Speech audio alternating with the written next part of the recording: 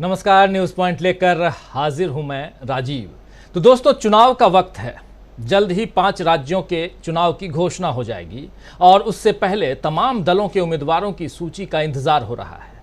और अक्सर ऐसा ही होता है क्योंकि जितने दल हैं वो अपने उम्मीदवारों की सूची जारी करते हैं। विधानसभा और लोकसभा चुनाव से पहले राजनीतिक दलों के उम्मीदवारों की लिस्ट तो देश ने आती हुई देखी है, आपने देखी है, हमने देखी है। लेकिन ये शायद पहली बार है कि किसी गठबंधन की तरफ से, जी हां, बिल्कुल सही सुन रहे हैं, बहुत ध्यान से सुनिए, कि किसी गठबंधन की तरफ से, पॉलिटिकल गठबंधन, उसकी तरफ से उन पत्रकारों की लिस्ट जारी हुई है जिनके बहिष्कार का फैसला लिया गया है। जी हां, मोदी के राज में अब मीडिया की ऐसी बेइज्जती भी मुमकिन हो चुकी है। दरअसल इंडिया मीडिया कमेटी की एक बैठक में फैसला लिया गया है कि कुछ पत्रकारों और एंकर के शो में वो अपने प्रतिनिधियों को नहीं भेजेंगे। ये जो आप देख रहे हैं, decision taken by India media committee, ये जो आप देख रहे हैं, जो लिस्ट दूसरी तरफ, इसमें नाम है इंग्लिश में लिखे हुए, हिंदी में भी पढ़ूंगा, जल्दी से आपके सामने रखूंगा, लेकिन इसको बहुत ध्यान से, गौर से पढ़िए और जो मैं कह रहा हूं उसको सुनिए। तो ये अब इंडिया गठबंधन जो हैं अपने प्रतिनिधियों को इन एंकर्स, इन पत्रकारों के साथ जब ये एंकर करते हुए नजर आएंगे तो यहां अपने गठबंधन के नेताओं को, प्रवक्ताओं को नहीं भेजेंगे। और इस फैसले को बाकायदा ट्वीट करके बताया गया है। साथ ही उन पत्रकारों की लिस्ट आप देख रहे हैं भी जारी कर दी गई है, जिसमें अब इंडिया के किसी दल के नेता या प्रवक्ता नहीं जाएंगे। देखिए इस लिस्ट में किस किस का नाम है।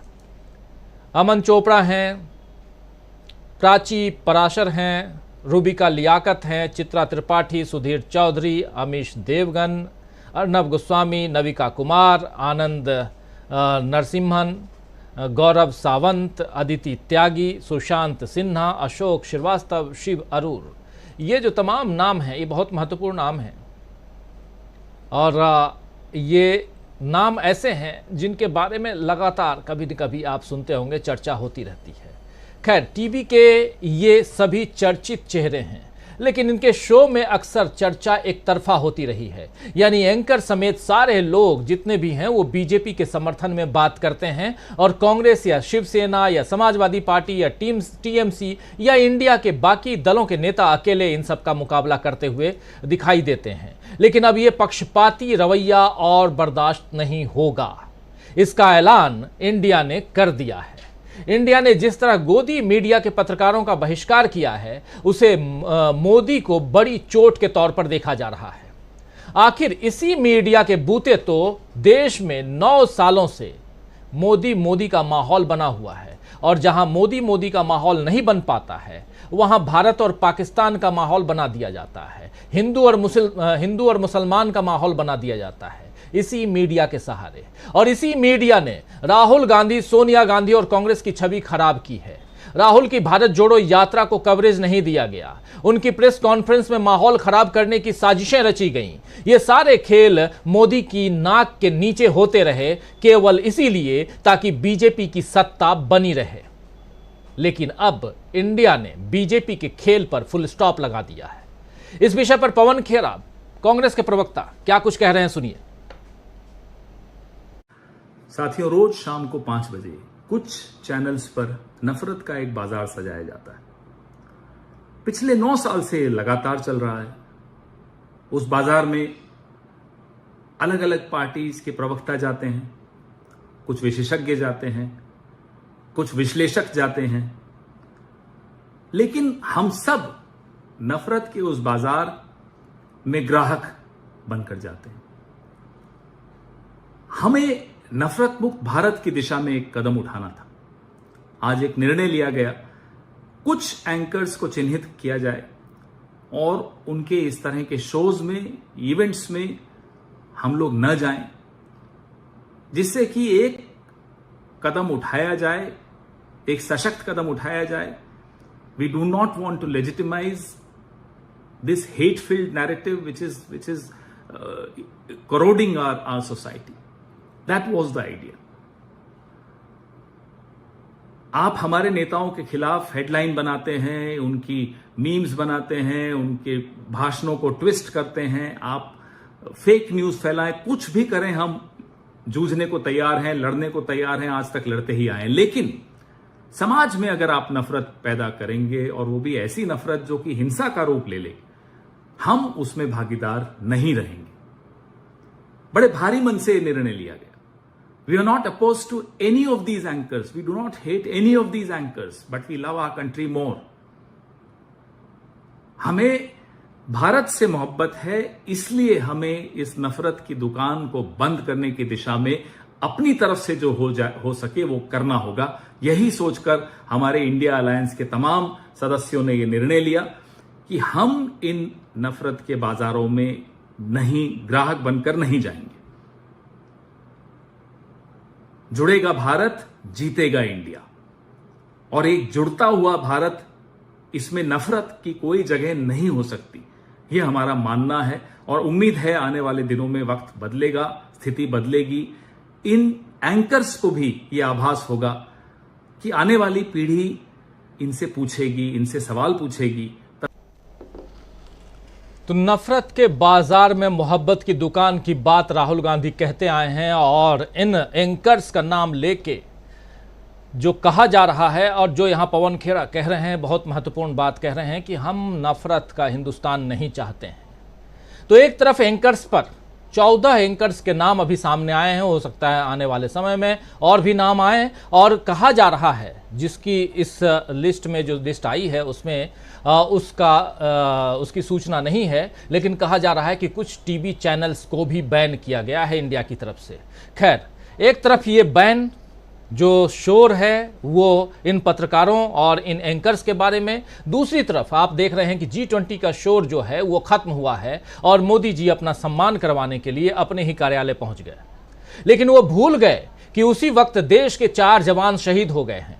जम्मू कश्मीर के अनंतनाग में 3 अधिकारी और 1 जवान शहीद हो गए। लेकिन मोदी जी के पास इतना वक्त नहीं है कि शहीदों को श्रद्धांजलि दे दें, उनके परिजनों के लिए सांत्वना के 2 शब्द बोल दें। लेकिन मोदी तो एक बार फिर चुनावी मोड में दिख रहे हैं। हालांकि इस बार मोदी झल्लाए हुए, बौखलाए हुए और हताश नजर आ रहे हैं। घरेलू मोर्चे पर उन्हें जिस तरह इंडिया का सामना करना पड़ रहा है, उससे उन्हें समझ आ गया है दोस्तों कि इस बार चुनावों में बीजेपी की दाल शायद नहीं गले। वैसे तो राम मंदिर के उद्घाटन से लेकर सनातन तक सारे मुद्दे बीजेपी ने तैयार कर लिए हैं, लेकिन फिर भी इंडिया के कारण जो धुकधुकी मची हुई है वो शांत ही नहीं हो रही है। इसीलिए अब मोदी झल्लाकर इंडिया पर अपने हमले और तेज कर रहे हैं। आज ही मध्य प्रदेश में मोदी ने फिर से इंडिया को घमंडिया कहा और इंडिया के लिए एक नया नाम उन्होंने दिया है। हालांकि ये नया नहीं है, लेकिन फिर भी इंडिया अलायंस भी कहा, यानी इंडिया नाम बोलने से मोदी को अभी भी शर्म आती है। खैर, मोदी ने कहा है कि उन्होंने हाल ही में मुंबई में एक बैठक की और उन्होंने, मतलब इंडिया ने, और मुझे लगता है कि उन्होंने वहां घमंडिया गठबंधन को कैसे चलाया जाए इसकी राजनीति और रणनीति तैयार की। उन्होंने एक छिपे हुए एजेंडे पर भी फैसला किया है। ये रणनीति भारत की संस्कृति पर हमला करने की है। उन्होंने भारतीयों की आस्था पर हमला करने और उन विचारों, मूल्यों और परंपराओं को खत्म करने का फैसला किया जिन्होंने देश को हजारों वर्षों से एकजुट किया है। तो साफ समझ आ रहा है दोस्तों कि भारत की परंपरा और संस्कृति के नाम पर मोदी राजनीति कर रहे हैं, क्योंकि यह देश जितना बीजेपी का है उतना ही बाकी दलों का भी है। लेकिन बीजेपी सब पर अपना ही हक जमा रही है। जिन मूल्यों और परंपराओं का हवाला मोदी यहां दे रहे हैं उसमें से बहुतों को संविधान में शामिल किया गया है, लेकिन मोदी ने अपने शासन में संविधान की भावना की कितनी रक्षा की, ये सवाल अब उठने लगे हैं। सवाल यह भी है कि लोकतंत्र का कितना सम्मान मोदी अपने शासन में रख पा रहे हैं, क्योंकि अगर लोकतंत्र की गरिमा रख पाते तो इंडिया के नेताओं को गोदी मीडिया के एंकरों का बहिष्कार जैसे बड़े कदम नहीं उठाने पड़ते। इस तरह का बहिष्कार मीडिया के लिए तो शर्म की बात है ही कि अब उसकी साख इतनी गिर चुकी है। यह बहिष्कार सत्ता में बैठे बीजेपी के लिए भी करारा तमाचा है, क्योंकि अब बीजेपी प्रायोजित कार्यक्रमों में जब इंडिया के लोग जाएंगे ही नहीं तो बीजेपी नेता चैनलों पर एकालाप करते रह जाएंगे। न कोई उनके तंज सुनने के लिए बैठा होगा और न कोई उनके गलत आरोप सुनेगा। न एंकर किसी को उकसाएंगे और न उनके कार्यक्रमों की टीआरपी बढ़ेगी। एक तरफ से इंडिया ने गोदी मीडिया और मोदी दोनों को करारी चोट दी है, ये कह सकते हैं। इस चोट के बाद हो सकता है कि आने वाले दिनों में इंडिया और कांग्रेस के खिलाफ जहर उगलने का सिलसिला और तेज हो जाए, मगर ऐसा करने से जहर उगलने वालों की पोल जनता के सामने खुल जाएगी। कुल मिलाकर इस समय इंडिया और कांग्रेस के लिए विन विन सिचुएशन है, यानी हर तरफ से फायदा हो रहा है, जबकि अपनी सत्ता जाते देख अब मोदी बौखलाए हुए दिख रहे हैं। तो दोस्तों आइए आज इस न्यूज पॉइंट में चर्चा करेंगे कि क्या बौखलाए मोदी से अब बीजेपी संभल पाएगी? क्या बीजेपी को हार से बचा पाएंगे नरेंद्र मोदी? क्या बीजेपी के खेल पर इंडिया का फुल स्टॉप लगा दिया गया है? इंडिया ने लगा दिया है? बहुत सारे सवाल हैं, इन सवालों का जवाब ढूंढने की कोशिश करते हैं। आइए हमारे साथ कुछ वरिष्ठ साथी जुड़े हुए हैं, इन सबसे आपका परिचय करवाता हूं और आगे बढ़ते हैं। जरा स्क्रीन पर ले आइए हमारे तमाम साथियों को। देखिए 7 वरिष्ठ साथी जुड़े हुए हैं। यहाँ हमारे साथ प्रोफेसर अखिल स्वामी जी हैं, हमारे साथ retired IPS officer Vijay Shankar Singh साहब हैं, हमारे साथ डॉक्टर प्रकाश हिंदुस्तानी जी हैं, हमारे साथ राहुल लाल जी हैं, प्रशांत टंडन जी हैं, डॉक्टर दीपक पाचपोर जी हैं और अमलेंदु उपाध्याय जी हैं। आप सबका स्वागत करता हूं, इस्तकबाल करता हूं। स्वागत इस्तकबाल आप तमाम दोस्त साथी शुभचिंतक आप सबका जो अब तक जुड़ चुके हैं, जो जुड़ने वाले हैं इस कार्यक्रम में। खास कार्यक्रम देखिए रोज कुछ ना कुछ हो रहा है। कल शाम को कार्यक्रम जब समाप्त हम लोग कर रहे थे न्यूज पॉइंट, तो खबर आई कि 5 दिनों की जो विशेष बैठक होने वाली है विशेष सत्र में, यानी कि संसद के विशेष सत्र में, उसमें एजेंडा क्या होगा ये तय कर लिया गया है। अब इससे इतर भी कोई एजेंडा हो तो बात अलग है, लेकिन एक एजेंडा तय कर लिया गया कि 18 तारीख से लेकर 22 तारीख तक क्या कुछ होने जा रहा है। इस चर्चा के दौरान उसकी चर्चा भी हम कर लेंगे। उसके अलावा आज एक खबर और आई कि कांग्रेस पार्टी ने अपने तमाम सांसदों को व्हिप जारी करके कह दिया है कि आपको 18 से 22 तक बिना रुके बिना थके संसद में मौजूद रहना है। यह व्हिप जारी किया गया है। और उसके अलावा एक खबर और आई कि प्रधानमंत्री नरेंद्र मोदी मुस्कुराते हुए, उत्साहित नजर आते हुए मध्य प्रदेश में हैं, उसके बाद छत्तीसगढ़ में हैं। कल की खबर आपको बता चुका हूं, जवानों की शहादत की। अभी तक कोई मैसेज नहीं प्रधानमंत्री की तरफ से। और इसके बाद शाम होते होते ये खबर आई, जिसकी चर्चा शुरुआत से हम कर रहे हैं, कि 14 एंकरानियां, पत्रकार, इनकी लिस्ट जारी हो गई है। क्या ये लिस्ट और भी आगे बढ़ेगी? इन सब की चर्चा हम करेंगे। क्या बीजेपी के खेल पर इंडिया का फुल स्टॉप लग गया है? चलिए आते हैं प्रोफेसर अखिल स्वामी जी आपके पास ही। इस खेल को फुल स्टॉप की तरह देखा जाए या स्वामी जी ये आगे बढ़ता हुआ दिखाई दे रहा है? देखिए राजीव जी, एक शब्द का आपने उपयोग किया कि शायद मोदी जी की दाल नहीं गलेगी। देखिए दाल है ही नहीं, दाल तो उठा के ले गया इंडिया। अब दाल है नहीं तो गलेगी कैसे? भारतीय सभ्यता और संस्कृति की आपने बात की। देखिए भारतीय सभ्यता और संस्कृति क्या है, हमारे देश की संस्कृति क्या है? हमारे देश की संस्कृति ये है कि अगर महिला पे, नारी पे अत्याचार हो तो पूरा समाज अगर उठ के नहीं खड़ा हुआ और जिसने भी आंख मूंदी या सिर झुकाया और चुपचाप उसको सहन किया, उसका नाश होगा। और आप देख रहे हैं कि पिछले 9-10 साल से जिस प्रकार से देश के कोने कोने में धर्म के आधार पे, जाति के आधार पे महिलाओं का और नारियों का अपमान हो रहा है, वो कौन सी भारतीय सभ्यता और संस्कृति है? देखिए भारतीय सभ्यता और संस्कृति राजीव जी क्या है? मेरे आदर्श हैं जटायु। जटायु ये जानते थे कि वो वृद्ध थे, वो जानते थे कि रावण से मैया सीता को नहीं बचा पाएंगे, लेकिन वो लड़े और मारे गए और उन्होंने अपने कर्तव्यों का निर्वहन किया। ये है भारत की सभ्यता और संस्कृति। और आज के तारीख में जैसे आपने इन एंकर और एंकरानियों की बात की, ये लोग वास्तविकता में वो हैं जो कि आज देश की दुर्गति और धार्मिक विद्वेष के जनक हैं। इनकी वजह से आज के देश के अंदर हमारा देश जो है वो बट गया, जो कि 69-75 पिछले 65 साल में कभी नहीं बटा, जो पिछले 9 साल के अंदर बटा है।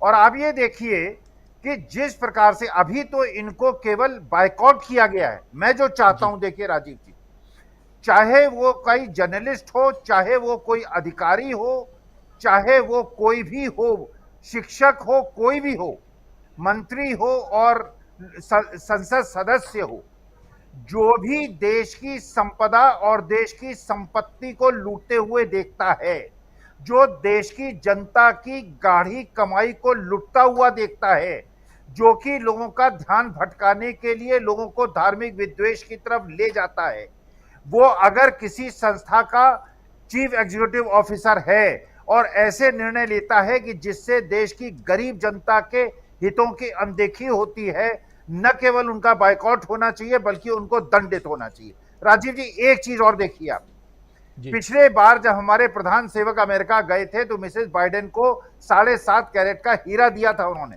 और इस बार जब बाइडेन साहब आए हैं उन्होंने करोड़ों रुपए की भेंट सेब के खरीद पर इंपोर्ट ड्यूटी को घटाकर वहां के सेब के उत्पादकों को और बाइडेन साहब को दे दी है। और मेरे देश के कश्मीर के, हिमाचल प्रदेश के और थोड़ी बहुत हद तक उत्तराखंड के सेब उत्पादकों के पेट पे लात मारी है। देखिए, अगर आज की तारीख में मेरा किसान तड़प रहा है, मेरा अन्नदाता तड़प रहा है, बारिश कम हो रही है और उसके बाद अगर आयात होनी चीजों पर अगर इंपोर्ट ड्यूटी को घटा के मेरे किसानों के हितों की अनदेखी की जा रही है, तो ये सारे लोग दंड के भागीदार होंगे। और मैं सलाम करता हूं, प्रणाम करता हूं कर्नाटका की उस सरकार को जो सुधीर चौधरी को वहां तलब कर रही है। और जैसे मोनू मानेसर ने राजस्थान के अंदर बहुत सारे सच उगल दिए हैं, उसने बता दिया है किस प्रकार से उन 2 बच्चों की हत्या की गई, उनको जिंदा जलाया गया, क्योंकि जब पुलिस के डंडे पड़ते हैं तो अच्छे अच्छे उगल देते हैं। तो इनसे केवल वहां पे जेल के अंदर नहीं, ये जो मनी ट्रेल्स हैं और जिस प्रकार का त्रिकोण है और जिस प्रकार धन संपदा के आधार पर मेरे देश के गरीब और मध्यम वर्ग को सताया जा रहा है, इन लोगों को न केवल बाइकआउट करने की आवश्यकता है बल्कि इनसे सच उगलवाने की आवश्यकता है कि देश को इन्होंने न केवल बांटा है बल्कि मेरे देश के गरीब को भूखा रहने पे मजबूर किया है और कुछ लोगों की तिजोरियां केवल अपने हितों को पूरा करने के लिए इन्होंने उपयोग में लाए। जी बिल्कुल, तमाम बातें यहाँ आप रख रहे हैं और बहुत महत्वपूर्ण बातें यहाँ रख रहे हैं, क्योंकि क्या कुछ होता रहा है अभी तक, पिछले 9 साल से लेकर अब तक, और बहुत सारे एग्जाम्पल सामने आते रहे हैं। जरा आना चाहता हूँ प्रशांत टंडन जी आपके पास। प्रशांत जी, कैसे देखा जाए ये जो लिस्ट जारी हुई है और इस लिस्ट जारी होने के बाद इंडिया गठबंधन और एनडीए या कहें बीजेपी के रिएक्शंस को कैसे आप देखते हैं, मीडिया के रिएक्शन को कैसे देखते हैं? जो पवन खेड़ा यहाँ कह रहे थे कि जो नफरत की बाजार जो है, नफरत की दुकान जो सजा रखी थी, और ये हम देश ऐसा नहीं चाहते हैं जहाँ नफरत हो, नफरत का बोलबाला हो, इसलिए हम लोगों को ऐसा करना पड़ा। ये कितना उचित लगता है, कितना जायज़ लगता है और कितना कामयाब होता हुआ इंडिया गठबंधन दिखाई देता है? राजीव जी, कल रात में ही आपके प्रोग्राम के बाद मैं एक और ग्रुप डिस्कशन में था जहां हेट स्पीच और हेट क्राइम पे बात हो रही थी, और वहां मैं यही बात कह रहा था कि हेट स्पीच और हेट क्राइम से बहुत से पत्रकार, नागरिक, सजग नागरिक लड़ रहे हैं, लेकिन राजनीतिक पार्टियां लड़ती हुई नहीं दिखाई देती है। ये इंडिया गठबंधन का ये जो फैसला है, इस मायने में ये बहुत ऐतिहासिक है कि पहली बार इस स्केल पर विपक्ष के गठबंधन ने हेट स्पीच और हेट क्राइम को एक जवाब दिया है, उसको एड्रेस किया है, और इसके बहुत दूरगामी और बहुत सकारात्मक परिणाम होंगे। आप सोचिए कि इन लोगों ने क्या किया है। जो कथित पत्रकार हैं, इन कथित पत्रकारों में 2 पत्रकार जेलों में रह आए हैं, कईयों के खिलाफ FIR है, और इन लोगों ने किया पिछले 8-9 साल में, इन लोगों ने दंगे भड़काए, इन लोगों ने नफरत फैलाई है। इनकी फैलाई नफरत की वजह से ही वो RPF का जवान जिसने चलती गाड़ी में गोलियां मारी 4 लोगों को, ये जो अभी हमने हरियाणा में दंगे देखे, जो दिल्ली में दंगे देखे, हिंसा देखी, ये सब इसी नफरत वाली मंडली का कारनामा है जी। दिन रात हिंदू मुसलमान, दिन रात नफरत की बातें। तो ये केवल सत्ता पक्ष के पक्ष में नहीं खड़े हुए हैं या विरोधी पार्टियों के हिमायती नहीं, या विरोधी पार्टी के खिलाफ एजेंडा चलाते हैं कांग्रेस और विपक्षी पार्टियों के खिलाफ। ये लोग देश और समाज के दुश्मन हैं, ये भारत के संविधान के दुश्मन हैं, भारत का संविधान बराबरी की बात करता है, भाईचारे की बात करता है। आज भी अगर इसी प्रोग्राम के चलते हुए इनके टीवी चैनलों पे आप चले जाएं, आप देख लीजिएगा, देख सकते हैं कोई भी, कि रोज ये लोग नफरत का एजेंडा चलाते हैं।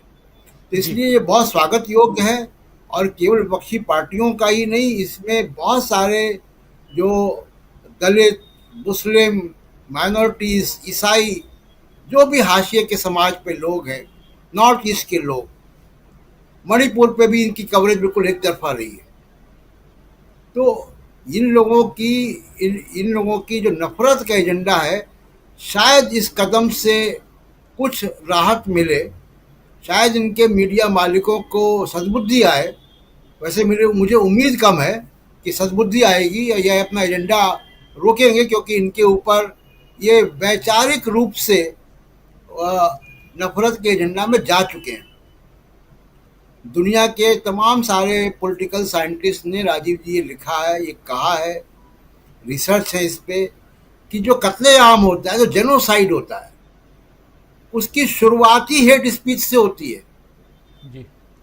ये 14 लोग, और इसमें बहुत से लोगों के नाम नहीं है, ये 14 लोग भारत में हेट स्पीच के ब्रांड एम्बेसडर्स हैं। तो ये स्वागत योग्य कदम है। दूसरा जो मुद्दा है राजीव जी, वो इससे भी थोड़ा ज्यादा गंभीर है, कि सेना के अफसर और जवान और पुलिस का एक अफसर आतंकवादियों से लड़ते हुए मारा गया कश्मीर में। कल की घटना आई है। प्रधानमंत्री जी ने जश्न मनाया उसके बाद बीजेपी कार्यालय में, जिसकी तस्वीरें कल भी आप दिखा रहे थे। प्रधानमंत्री, रक्षा मंत्री और बीजेपी के अध्यक्ष की तरफ से कोई संज्ञान नहीं लिया गया, कोई सहानुभूति का एक शब्द उनके परिवारों के प्रति नहीं कहा गया, कोई एक शब्द सेना के प्रति नहीं कहा गया, कोई मरने वालों की श्रद्धांजलि के लिए एक शब्द नहीं कहा गया। इन लोगों ने अपनी जान देश की एकता अखंडता को कायम रखने के लिए की है। इन लोगों ने अपनी जान भारत के संविधान को बचाने के लिए दी है जी। जिसमें कर्नल मनप्रीत सिंह है, मेजर आशीष धनचौक हैं, डीएसपी मुजम्मिल भट्ट हैं, और 2 लोग हैं। तो क्या मुझे मतलब बहुत सारे लोग इस पे लिख रहे हैं, बोल रहे हैं, दिन में हम लोगों ने प्रोग्राम भी किया इस पे। ये केवल असंवेदनशीलता का मामला नहीं है राजीव जी, ये कुछ और है। ये कुछ और है जिसको डिकोड करना चाहिए, जिसको समझना चाहिए। इसलिए मैं कह रहा हूं कि जो भी भारत के लोकतंत्र के स्टेक होल्डर्स हैं, चाहे पॉलिटिकल पार्टियां हों, पत्रकार हों, सिविल सर्वेंट हों, जजेस हों, जुडिशरी हो, वकील हों, या आम नागरिक हो, सिविल सोसाइटी के लोग हों, एजुकेशन के लोग हों, इनको इस बात को बहुत गंभीरता से लेना चाहिए कि कहीं कोई बहुत गड़बड़ है जी। ये मुझे ऐसा दिख रहा है कि सेना के प्रति प्रोटेस्ट है एक सिविलियन गवर्नमेंट की तरफ से। ये एक बड़ा अजीब से संकेत दे रहा है कि ये कुछ और है जो चल रहा है, और इतनी खामोशी, ये खामोशी में कोई तारतम्यता है, कोई मिली भगत है, कोई बातचीत है, तो है। इस पे रिएक्ट नहीं करना है। तो देश की सेना के प्रति अगर ये रवैया है तो ये बहुत चिंताजनक है, और इस पे गौर करना चाहिए लोगों को राजीव।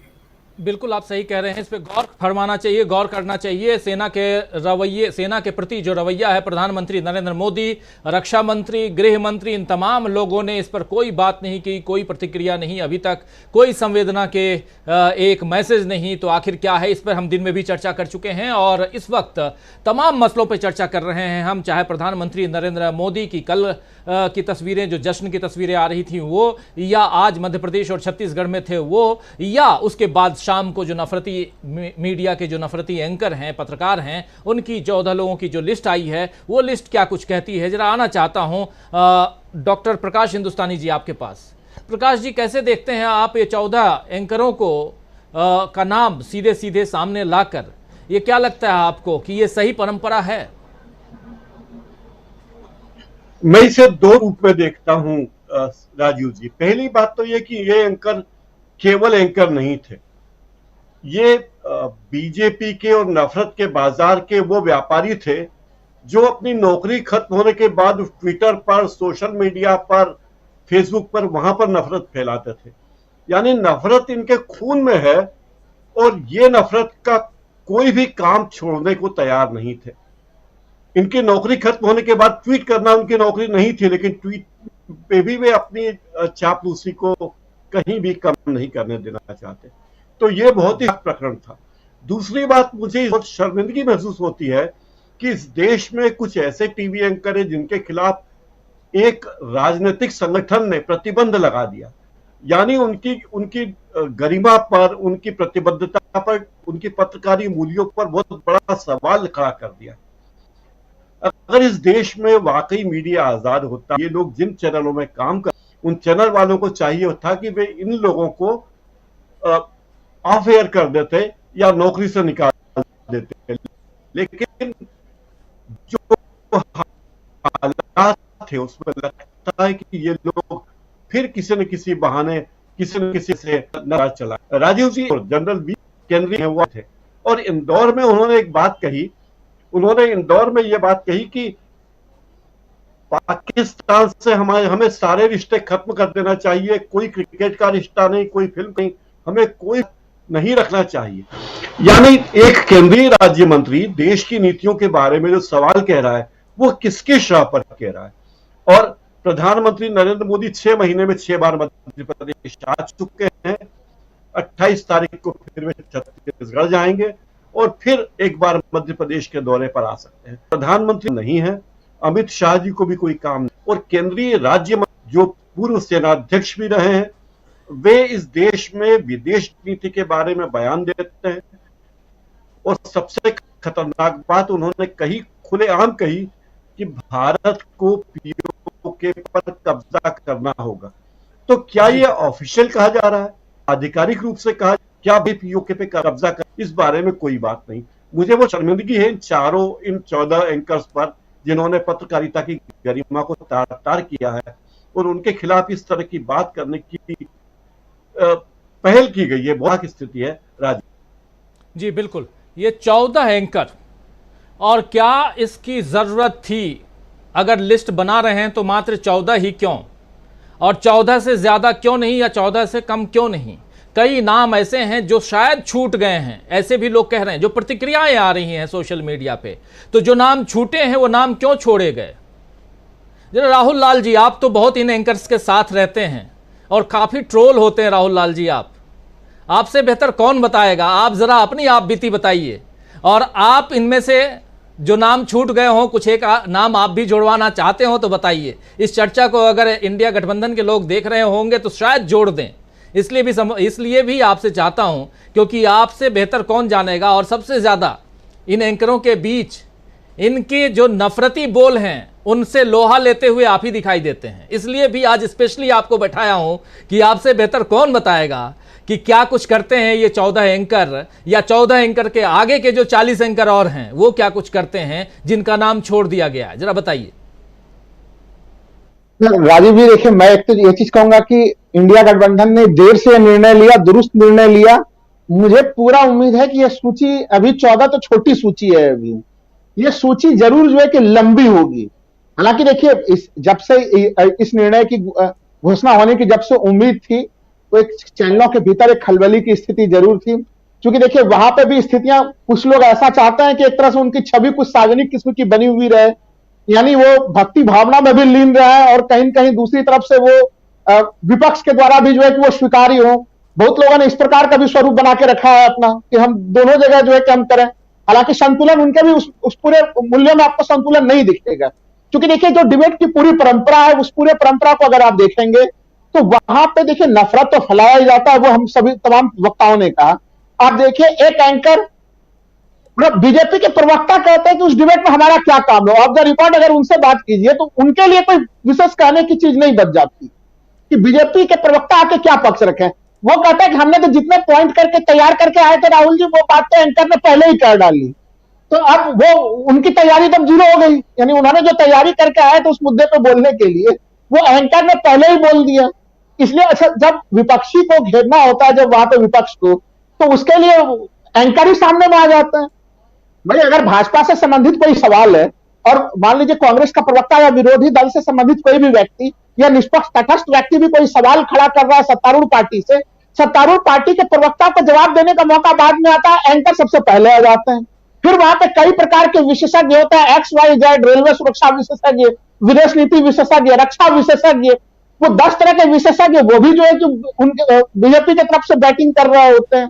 तो स्थिति ये होती है कि जो न्यूट्रल व्यक्ति होते हैं और जो एक तरह से प्रवक्ता पक्ष होते हैं, जो इंडिया दल से घटक दलों के जो प्रवक्ता होते हैं, वो बिल्कुल अकेले पड़े हुए होते हैं और उनको बोलने का मौका भी नहीं मिल पाता। यानी वो सारे लोग मिलकर आपको घेर के वो एक अलग सा ही प्रयास चल रहा होता है वहां पे। तो ऐसे स्थिति में ये लिस्ट में काफी छोटा मानता है। और एक चीज मैं और जरूर कहूंगा आपके डीबी लाइव के माध्यम से कि इन लोगों के लिए एक तो यह है कि आप एंकरों के ऊपर प्रतिबंध लगा लें, बड़ी अच्छी बात है, लेकिन जब कई सुदर्शन न्यूज चैनल जैसे चैनलों पे जब मैं देखता हूं कि छत्तीसगढ़ सरकार के विज्ञापन चल रहे होते हैं, आपको उस मामले पे भी ठोस निर्णय लेना पड़ेगा कि जो बिल्कुल समाज में घृणा फैला रहे हैं, वहां पे उस प्रकार से उन्माद फैला रहे हैं, आखिर ये सरकारें उन्हें अपना विज्ञापन क्यों दे रही है? तो आपको अपने उस विज्ञापन मॉडल पे भी, ठीक है, उनके हो सकता है कि उनके सेहत पर ज्यादा असर ना पड़े, भारतीय जनता पार्टी केंद्र सरकार के विज्ञापन अलग अलग राज्य सरकारों के दूसरे जो बीजेपी शासित के मिले, लेकिन कम से कम इनके जो सरकारें हैं उनको एक ये भी मॉडल जरूर खड़ा करना चाहिए कि हम उन्हें समाज को बांटने में हम कम से कम हमारी राज्य सरकार है उसमें आर्थिक योगदान नहीं देगी। एक ये भी उनके तरफ से जो जरूर ठोस एक निर्णय मैं भविष्य में देखना चाहूंगा कि यह निर्णय भी उनके तरफ से आना चाहिए। क्योंकि जो स्थिति होती है, देखिए शाम का समय होता है और वो जरूर जो है कि जनमानस को प्रभावित करते हैं। वो आप सोच के देखिए कि कितनी दुखद से स्थिति है। प्रधानमंत्री से अभी सवाल पूछा जाना चाहिए, जो सवाल हम लोग पूछ रहे हैं लगातार, कि भाई प्रधानमंत्री 14 फरवरी 2019 को भी यूं ही दिखते हैं जैसे प्रधानमंत्री कल रात में दिख रहे थे। अगर पुलवामा का पूरा घटनाक्रम उस समय घट रहा था और तब भी प्रधानमंत्री जो है कि शूटिंग करने में व्यस्त थे, हीरो बनने में व्यस्त थे, यानी उनको रियल हीरो बनने में कोई दिलचस्पी उस समय भी नहीं थी। उस समय भी वो रील के हीरो बनने में व्यस्त थे। लाइट कैमरा एक्शन, इसी में उनका जो है कि जीवन गुजर रहा है उनका। अगर उनकी उपलब्धि कहा जाए तो इस लाइट एक्शन कैमरा से बाहर की उनकी उपलब्धियां कहां नजर आती है? हम लोग तो खोज रहे हैं कि 9 साल में प्रधानमंत्री कुछ विशेष उपलब्धि बता देते। आज अगर वो छत्तीसगढ़ के यात्रा पे है, भोपाल के यात्रा पे है, जो उस उपलब्धि उस सूची को गिनती नहीं करा रहे हैं, वो अभी भी सनातन के मामले पे लगे हुए हैं। तो अभी तक तो आप G20 का श्रेय ले रहे थे, कल तक तो आप फूलमाला ओढ़े हुए थे G20 को लेके, कम से कम उसी का श्रेय अच्छे से बखान कर देते, वो बखान भी नहीं कर पा रहे हैं।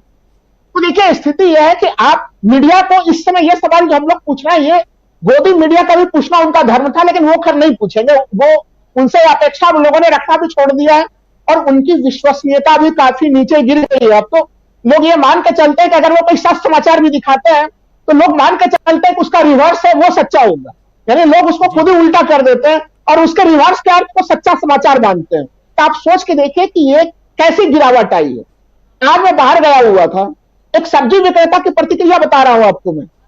उन्होंने कहा कि जब प्रधानमंत्री सनातन के ऊपर हमला कर रहे हैं तो 1000 सालों में क्या सनातन के ऊपर कोई हमला नहीं हुआ? सनातन फिर से गुलामी के युग में चला जाएगा। सोचिए कि कितनी लोगों में जागरूकता बढ़ रही है। लोग कह रहे हैं कि भाई तो प्रधानमंत्री मोदी जी कहां से हिंदू बचे रह गए? उनके पूर्वजों को उस समय औरंगजेब ने और उस समय के तत्कालीन मुगल शासकों ने क्या उनका धर्म जो है परिवर्तन नहीं करवाया? हम और आप कैसे बचे रह गए? तो देखिए कितना तगड़ा लॉजिक है। आज इसी पैनल में हम लोग तमाम लोग बैठे हुए हैं और हम लोग अभी भी हिंदू धर्म में बने हुए हैं और हम लोगों को कन्वर्टेड तो नहीं है राजीव जी। सामान्य जनता समझने लगी कि सनातन पे कोई हमला नहीं है, हमला भारतीय जनता पार्टी खुद ही कर रही है। और मुझे लग रहा है कि भारतीय जनता पार्टी सनातन के हमला के मामले को जितना खींचेगी वो उतने नुकसान की स्थिति में है। वो इस गोदी मीडिया के माध्यम से जो प्रोपेगेंडा बना के जो काम आगे करना चाह रहे थे वो अब उसका पर्दाफाश हो चुका है। तो वो कहते हैं कि काट की हांडी आप बार बार नहीं चढ़ा सकते हैं, तो ये हांडी भी अब बार बार नहीं चढ़ेगी। धीरे धीरे लोगों में काफी जागरूकता आ चुकी है। यही कारण है कि आज सोच के देखिए कि मुख्य मीडिया पे लोगों का भरोसा नहीं है, लेकिन जब आप डीवी लाइव पे हम लोग कार्यक्रम कर रहे हैं, किसके ऊपर लोगों को भरोसा है कि लोग जान रहे हैं कि यहां से सच्ची और सार्थक विश्लेषण जो है कि उसको पहुंचाने का प्रयास किया जा रहा है। तो यह स्थिति क्यों आ गई? तो सोचना पड़ेगा उस वर्ग को कि आखिर आपने अपनी विश्वसनीयता गवा के, आप सोच के देखिए कि जो अभी तमाम वीडियो वायरल हो रहे हैं, लोग चापलूसी में किस हद तक पे जा रहे हैं। मैं सहमत हूं इस चीज से कि चलिए मालिकों की मजबूरी हो सकती है, जो अभी हिंदुस्तानी जी कह रहे थे, लेकिन आप फिर ट्विटर पे भी आके बिल्कुल 24 घंटा आक्रामक रोल में रहते हैं। हर 24 घंटा आप किसी न किसी जो है कि विरोधी दल के नेता को आप पकड़े रहते हैं, उनको अपशब्द आप कहते रहते हैं। आपका ज्ञान कैसा है? आपका ना तो आपको नेहरू के बारे में ज्ञान है, ना आपको गांधी के बारे में ज्ञान है, ना आपको इंदिरा गांधी के बारे में ज्ञान है, और फिर भी उसके ऊपर आप विपरीत टिप्पणियां जो है कि लिखते हैं या लिखती हैं। तो ये स्थितियां से अब वो उन्होंने खुद ही पर्दाफाश कर दिया। इसमें हमें लग रहा है कि जो नाम आप 14 देख रहे हैं ना, ये नाम कम से कम 2 दर्जन तो पक्का ही पक्का होगा राजीव जी। अभी इसमें कई नाम छूटे हुए हैं अभी, और कई बड़े नाम भी छूटे हुए हैं। तो वो सारे नाम भी इस लिस्ट में जरूर अभी भविष्य में ऐड होंगे इसमें। इसीलिए आपसे पूछ रहा था कि इसमें और कितने नाम होने चाहिए, और आपसे बेहतर कौन बता सकता है। रोज आप इनसे 2-4 होते हैं, इन लोगों के ऐसे सवालों का जवाब आपको देना पड़ता है, और जब आप उचित जवाब देते हैं, लॉजिकली आप अपनी बात रखते हैं, तो आपको रोक दिया जाता है। कई वीडियो आपके देखता हूं, इसलिए भी कह रहा हूं। और कैसे दिल्ली के कनॉट प्लेस में सीपी आप भी जाते हैं, और कनॉट प्लेस में कैसे एक शो तैयार किया जाता है, अपने लोगों को बैठाकर कैसे सवाल पूछे जाते हैं, और कैसे लोगों को जो विपक्षी दल के लोग हैं उनको ट्रोल किया जाता है। ये सब मीडिया के अंदर की कहानी यहाँ बयां कर रहे हैं दोस्तों। हम इसको भी आपको समझना चाहिए कि कैसे खेल होता है। खैर, लेकिन एक बहुत इंपॉर्टेंट बात राहुल लाल जी अपनी बात रख लीजिए, फिर एक राहुल लाल जी ने ही एक इंपॉर्टेंट बात कही है, उस सवाल को लेकर के आऊंगा डॉक्टर दीपक पाचपोर जी के पास। जी राहुल लाल जी। राजीव जी, सोचिए कि जो सीपी का जगह है, वहां पे पहले एक कार्यक्रम होता था, वहां पे कई बड़े चैनलों के कई कार्यक्रम हो रहे हैं, और स्थिति क्या है कि वहां से बीजेपी हेड ऑफिस केवल 1.5 किलोमीटर की दूरी पे है। बीजेपी के लोग ऑफ द रिकॉर्ड स्वीकार करते हैं कि हम लोगों को हेड ऑफिस से कहा जाता है कि वहां यूं ही मत चले जाना, वहां अपने साथ अपने कुछ कार्यकर्ताओं समर्थकों को लेके जाओ वहां पे। तो जब आप वहां पे डिबेट में भाग लेते हैं, तो वहां पे पृष्ठभूमि में आवाज चल रही होती है, मोदी मोदी मोदी, योगी योगी, ये तो पीछे से पृष्ठभूमि में पहले से उनके कार्यकर्ता ये साउंड्स लगा रहे होते हैं। और फिर वहां पे इस पृष्ठभूमि में अगर डिबेट चलेगी, तो आप सोच सकते हैं कि वो डिबेट कैसा होगा और उसमें क्या ही स्थिति होगी उसमें। तो इसलिए मैं कह रहा हूं कि अभी जो इन्होंने पूरा का पूरा एक रंग बनाया, एक मार्केटिंग की जो पूरी स्ट्रेटजी बनाई है, उसका पर्दाफाश हो चुका है। जनता काफी समझ चुकी है। लेकिन टंडन साहब जो चीज कह रहे थे, वो गंभीर चीज कह रहे थे कि अगर इस पूरे मामले से पत्रकार लड़ते हुए दिख रहे हैं, सजग नागरिक लड़ते हुए दिख रहे हैं, तो आखिर एक पॉलिटिकल पार्टियां ये चुप्पी क्यों थी। इसलिए इस मामले से देखिए, ये प्रथम कदम है, इसको मैं छोटा कदम ही मानता हूं, लेकिन साथ ही साथ टीम इंडिया के लोगों को उनके लिए समय आ चुका है कि वो गोदी मीडिया को अपना विज्ञापन देना सीधे सीधे बंद करें। जी, यही सवाल यही लेके आना चाह रहा हूं। डॉक्टर दीपक पाचपोर जी छत्तीसगढ़ में बैठे हुए हैं। छत्तीसगढ़ सरकार का विज्ञापन अगर सुदर्शन टीवी पे आता हो, नाम लेकर के अभी कह रहे थे, वही नाम मैं भी आगे बढ़ा रहा हूं, सुदर्शन टीवी में अगर आता है, जो नफरत ही नहीं जहर घोल रहा है इस समाज में, और इसको कहते हुए मुझे कोई गुरेज नहीं है, अगर उसमें छत्तीसगढ़ सरकार विज्ञापन दे तो क्या कहेंगे? इस कार्यक्रम को अगर छत्तीसगढ़ सरकार के कोई नुमाइंदा अगर कोई भी देख रहा हो, तो उन साहिबानों तक जरूर पहुंचाइए जिन तक ये बात पहुंचनी चाहिए कि आप भी कहीं ना कहीं इस नफरती बीज में हवन कर रहे हैं, कुछ ना कुछ डाल रहे हैं। ये बंद कीजिए, जो आप कर रहे हैं ये अच्छा नहीं कर रहे हैं। आप उन नफरती तत्वों को और जिंदा रहने के लिए उसमें आप कुछ ना कुछ अपना भी योगदान कर रहे हैं, आप पैसे दे रहे हैं, विज्ञापन के रूप में ही सही। डॉक्टर दीपक पाचपोर जी, छत्तीसगढ़ में आप हैं और आप खूब देखते होंगे रोज भी, आज भी कई विज्ञापन छत्तीसगढ़ के छपे हैं अखबारों में। जरा आपसे समझना चाहता हूं, और चूंकि आप वहां हैं इसलिए भी, कि आखिर ये हो क्या रहा है। जो बात यहां कह रहे हैं राहुल लाल, बहुत इंपॉर्टेंट बात कह रहे हैं। ना सिर्फ ऐसे नफरती एंकरों को आप ये कीजिए, आपने इंडिया गठबंधन ने लिस्ट तो बना दी, लेकिन ये लिस्ट भी बननी चाहिए कि इनको इनको इनको इनको विज्ञापन नहीं देना है। वो लिस्ट तो बनी नहीं है, और जब तक आप उस लिस्ट में नहीं जाएंगे तब तक इनके मालिकान ऐसे नफरती एंकर्स को अपॉइंट करना नहीं छोड़ेंगे। क्या कहेंगे?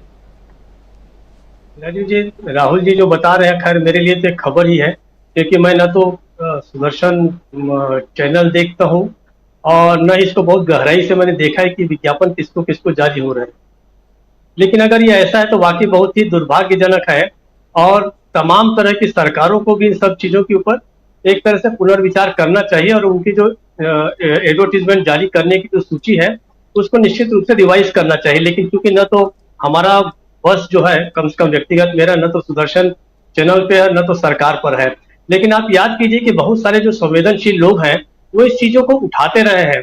कुछ समय पहले कुछ पूर्व अधिकारियों ने भारत के कम से कम शायद 100 के आसपास कॉर्पोरेट हाउसेस को चिट्ठियां लिखी थी कि आप ऐसे चैनल्स को जो है वो विज्ञापन देना बंद कीजिए जो समाज में नफरत फैला रहे हैं। जहां तक मेरी याददाश्त सही है तो शायद वो 99 लोग थे, 99 पूर्व अधिकारी थे, जिसमें कुछ IAS थे, IPS थे वगैरह वगैरह। तो इस तरीके से जन जागरण वाकई बहुत आवश्यक है। लोगों को पता होना चाहिए कि हम क्या देख रहे हैं और किसको, सरकारें हो या कॉर्पोरेट हाउसेज हो, किसको विज्ञापन दे रही हैं, ये बहुत ही सोच समझकर ये जारी करना चाहिए। दूसरी बात जो है, जो मुख्य जो इसका जो बात है कि कुछ लोगों को 14 लोगों की जो सूची बनी है, तो देखिए हम ये सोच रहे हैं कि पता नहीं इन लोगों को वाकई में शर्म आएगी या नहीं आएगी।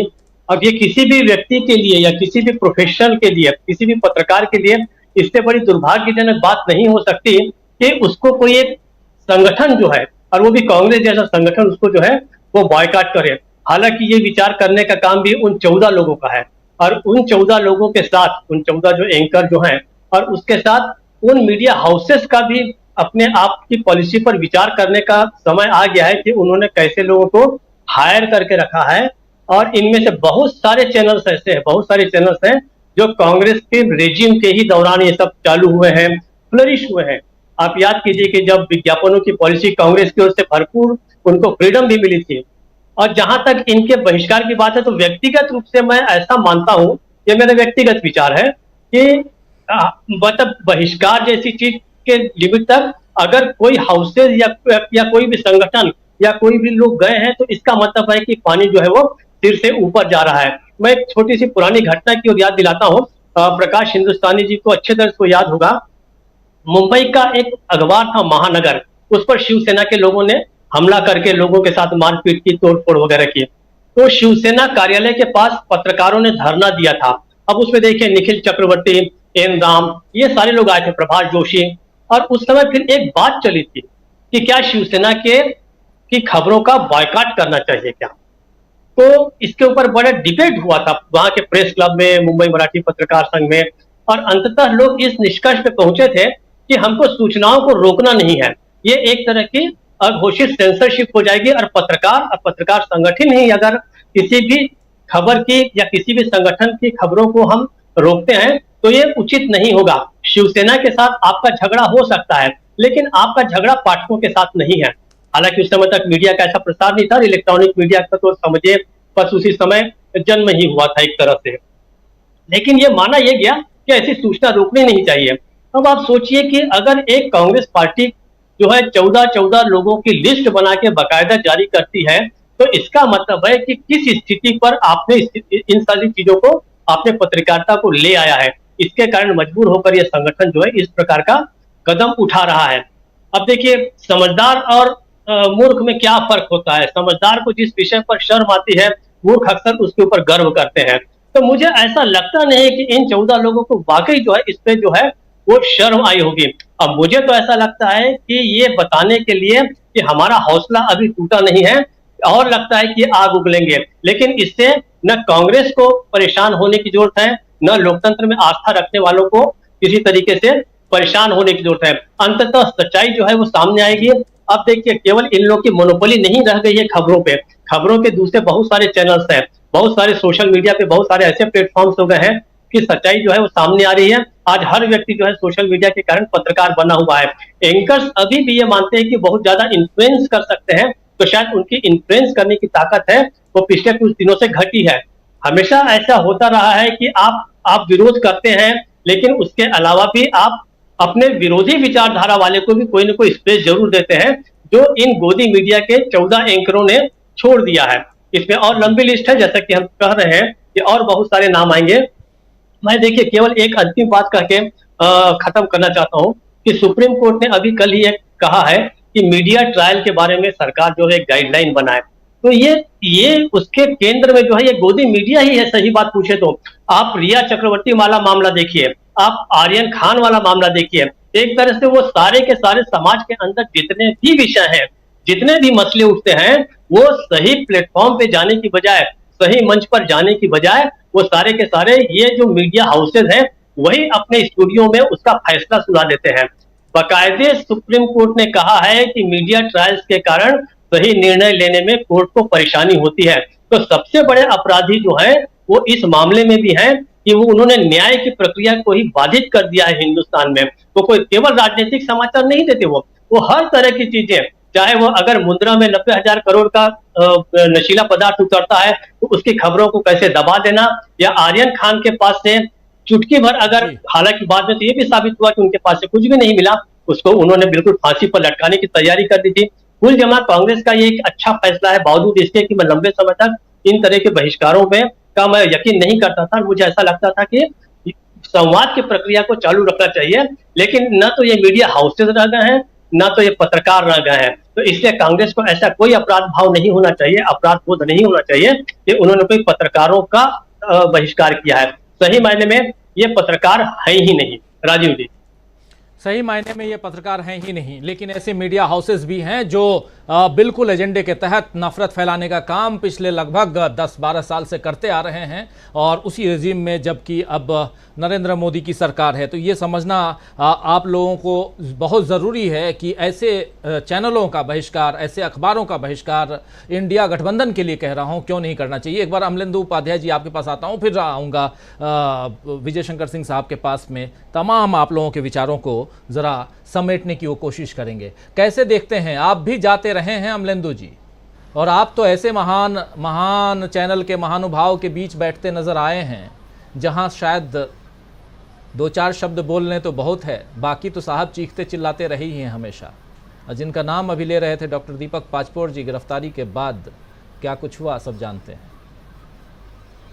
जी राजीव जी, वो चिल्लाते बहुत ज़्यादा है और उनको चिल्लाने पे कंट्रोल जो था वो मैं ही कर सकता हूँ, तो मैंने किया है काफ़ी कंट्रोल उनको चिल्लाने पे कुल मिला के। लेकिन बात यह है कि उनकी जिस कार्यक्रम में गिरफ्तारी हुई राजीव जी, जिस कार्यक्रम की वजह से, उस कार्यक्रम में प्रियंका गांधी के राजनीतिक सलाहकार आचार्य प्रमोद कृष्णम बैठे हुए थे और उनके सामने उन्होंने सोनिया गांधी के लिए अपशब्दों का इस्तेमाल किया, और आचार्य प्रमोद कृष्णम का आज भी जाना रुका नहीं है, उस समय भी नहीं रुका और आज भी नहीं रुका। तो ये कांग्रेस जो अपने अंदर घर में जा करके देखे कि उनके नेतागण कर क्या रहे हैं।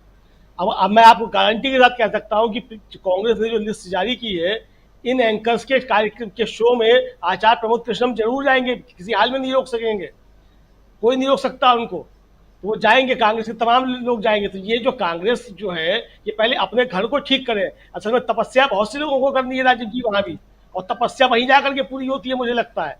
तो ये भी एक संकट है कुल मिलाकर के। लेकिन जो असली बात है, वो मसला यही है राजीव जी कि असल में हौसला बढ़ा ही इसलिए है कि उनको दूसरी तरफ से प्रश्रय मिलता रहा है कहीं ना कहीं से जाकर के, और जो देश तोड़ने का एजेंडा है उस पर वो जिस तरीके से काम करते हैं, क्या ये इन लोगों की समझ में नहीं आता है जो इस डिबेट में जाते हैं, खासतौर से प्रवक्तागण, कि आपकी बैठ करके वहां लिंचिंग की जाती है, आपको टारगेट करके जो वो अपनी टीआरपी बढ़ाते हैं। तो ये कुल मिलाकर ये चीज समझने की है। और अगर आज भी नहीं समझ भाई, ये अभी लिस्ट जारी हुई है सिर्फ 14 की, ये 14 ही क्यों है, ये 40 क्यों नहीं है?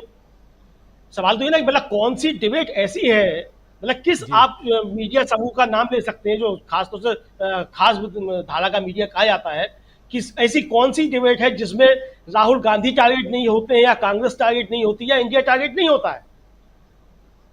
जो प्रस्तावना शुरू होती है वहीं से टारगेट को लेकर के शुरू होती है, हेडिंग जो शुरू होता है वो उसी से शुरू होता है टारगेट को लेकर के। तो आप क्यों जाते हैं? लेकिन सवाल में ये तपस्या बहुत से लोगों को करनी है।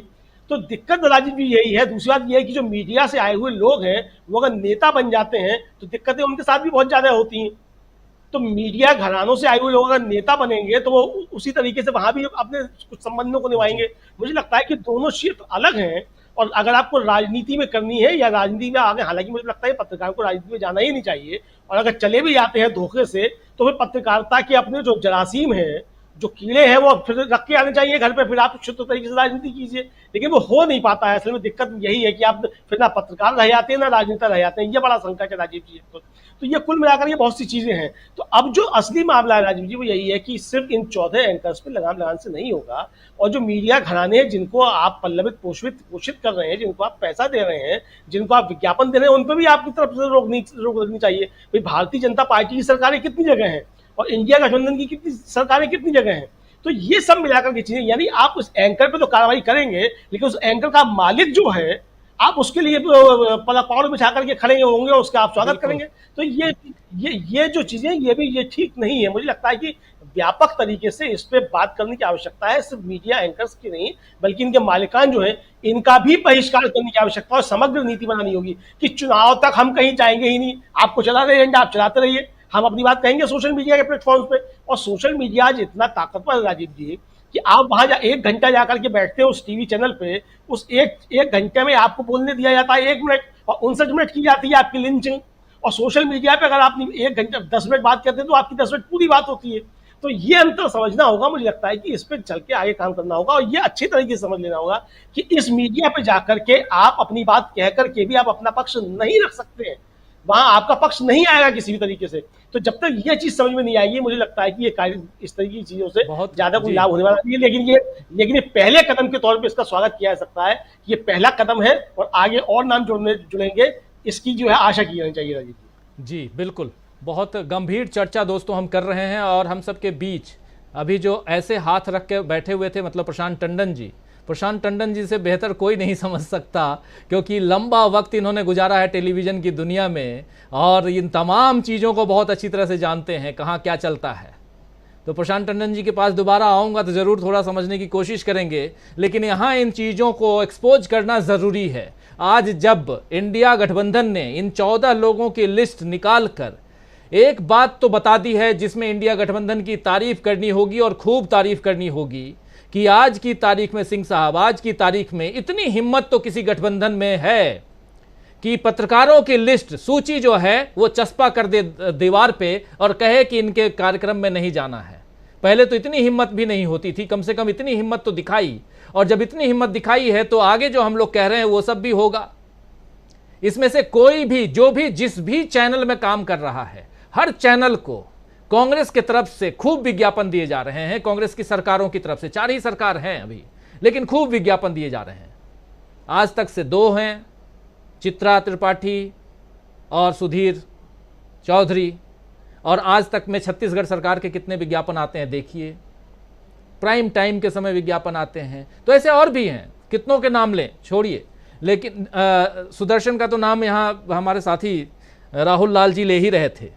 तो ये बात समझनी होगी, लेकिन बधाई के पात्र हैं इंडिया गठबंधन के लोग जिन्होंने कम से कम 14 की लिस्ट तो जारी की, और हम उम्मीद करते हैं कि ये आप लिस्ट जारी करें ना करें, लेकिन अपने प्रवक्ताओं की लिंचिंग करवाने के लिए और भी कहीं मत भेजिए जहां वो 1 घंटे के या 40 मिनट के प्रोग्राम में 1 मिनट भी नहीं बोल पाते हैं और बाकी बचे समय सिर्फ उनकी लिंचिंग होती है। आना चाहता हूं, आपके विचार बहुत गंभीरता के साथ आप सुन रहे हैं, हम तमाम लोगों के विचार। विजय शंकर सिंह साहब, कैसे देखते हैं आप सब कुछ बहुत ध्यान से, बहुत गौर से देखते हैं, पढ़ते हैं, सुनते हैं। क्या अब जो पवन खेरा साहब कह रहे हैं, फिर से आना चाहता हूं, और बहुत गंभीर बात वो कह रहे थे उस वीडियो में जो जारी किया उन्होंने, कि देश में जो नफरती तत्व हैं उनको हमको दूर करना है और देश में एक ऐसा माहौल क्रिएट करना है जहां प्रेम हो, सौहार्द हो, भाईचारा हो। आपको लगता है कि उस दिशा में जाता हुआ दिखाई दे रहा है ये गठबंधन? बिल्कुल, मैं अपनी बात प्रशांत जी की ही बात से शुरू करूंगा कि जेनोसाइड, नरसंहार की जो आइडिया है वो सबसे पहले दिमाग में उपजती है। हम तलवार लेकर सड़क पर बाद में निकलते हैं, सबसे पहले मन में ये बात होती है, और अपराध की भी शुरुआत दिमाग से ही होती है। इसीलिए अपराध के लिए कहा गया है कि आपके मन से ही आपकी जो नीयत है वो स्पष्ट होनी चाहिए, और नीयत दिमाग में।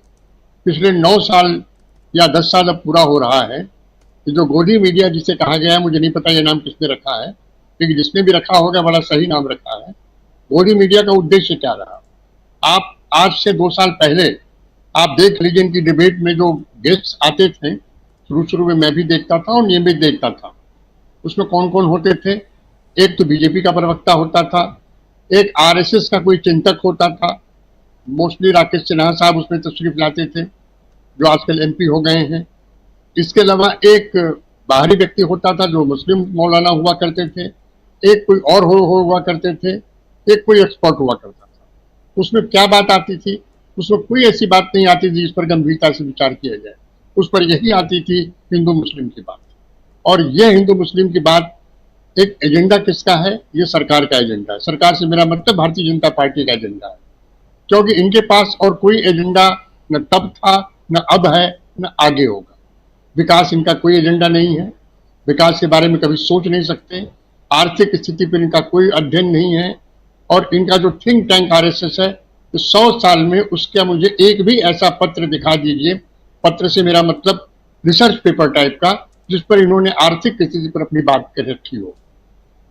कैपिटलिज्म पर ही बात कर लें, ये दक्षिणपंथी राजनीति की ही बात कर लें, दक्षिणपंथी आर्थिक स्थिति पर ही बात कर लें, उस पर भी ये कुछ नहीं है। आप किसी से भी पूछिए, घूम फिर के सारी बहस के बाद अंत में कह देगा कि साहब मुसलमान बहुत बढ़ रहे हैं, उनकी आबादी बहुत बढ़ रही है, और 4 शादी और 40 बच्चों की बात तो कहेंगे, लेकिन आर्थिक स्थिति की बात नहीं करेंगे। तो ऐसी स्थिति में समाज में जो माहौल बन रहा था, वो पूरे के पूरे एक समाज को अलग करने का माहौल था। बात 80-20 की कही जा रही थी। 80-20 आर्थिक विषमता से न लें, 80-20 आप इस रूप में लें कि हिंदू हैं और मुस्लिम हैं। खुलेआम वोट के दौरान कहा जा रहा था कि हमें 80 का तो वोट चाहिए, 80 को में, लेकिन ये भूल जा रहे थे कि भारत एक विविधतापूर्ण देश है। तो ये जो एंकर कर रहे थे, ये इनका राजनीतिक एजेंडा बिल्कुल स्पष्ट था। ये भारतीय जनता पार्टी के प्रचार तंत्र की तरह से, प्रचार भूखों की तरह से अपनी बात कर रहे थे। इनका कोई एजेंडा पत्रकारिता या मीडिया का नहीं था। प्रशांत जी वरिष्ठ पत्रकार हैं, बेहतर तरीके से इसको समझ रहे होंगे। और ये जो कह रहे थे, ये देश के कानून के खिलाफ भी है। आप एंकर होकर, आप टीवी में बैठ के, आप एक ऐसे सार्वजनिक माध्यम पर जिसका बहुत व्यापक असर पड़ रहा हो, आप सांप्रदायिकता फैलाएं, आप नफरत फैलाएं, निश्चित रूप से ये एक बहुत बड़ी आपकी विकृति है, और ये मानसिक विकृति है। और इस पर कानून का उल्लंघन इस प्रकार है कि हर पुलिस स्टेशन के अंतर्गत गुंडों की लिस्ट होती है।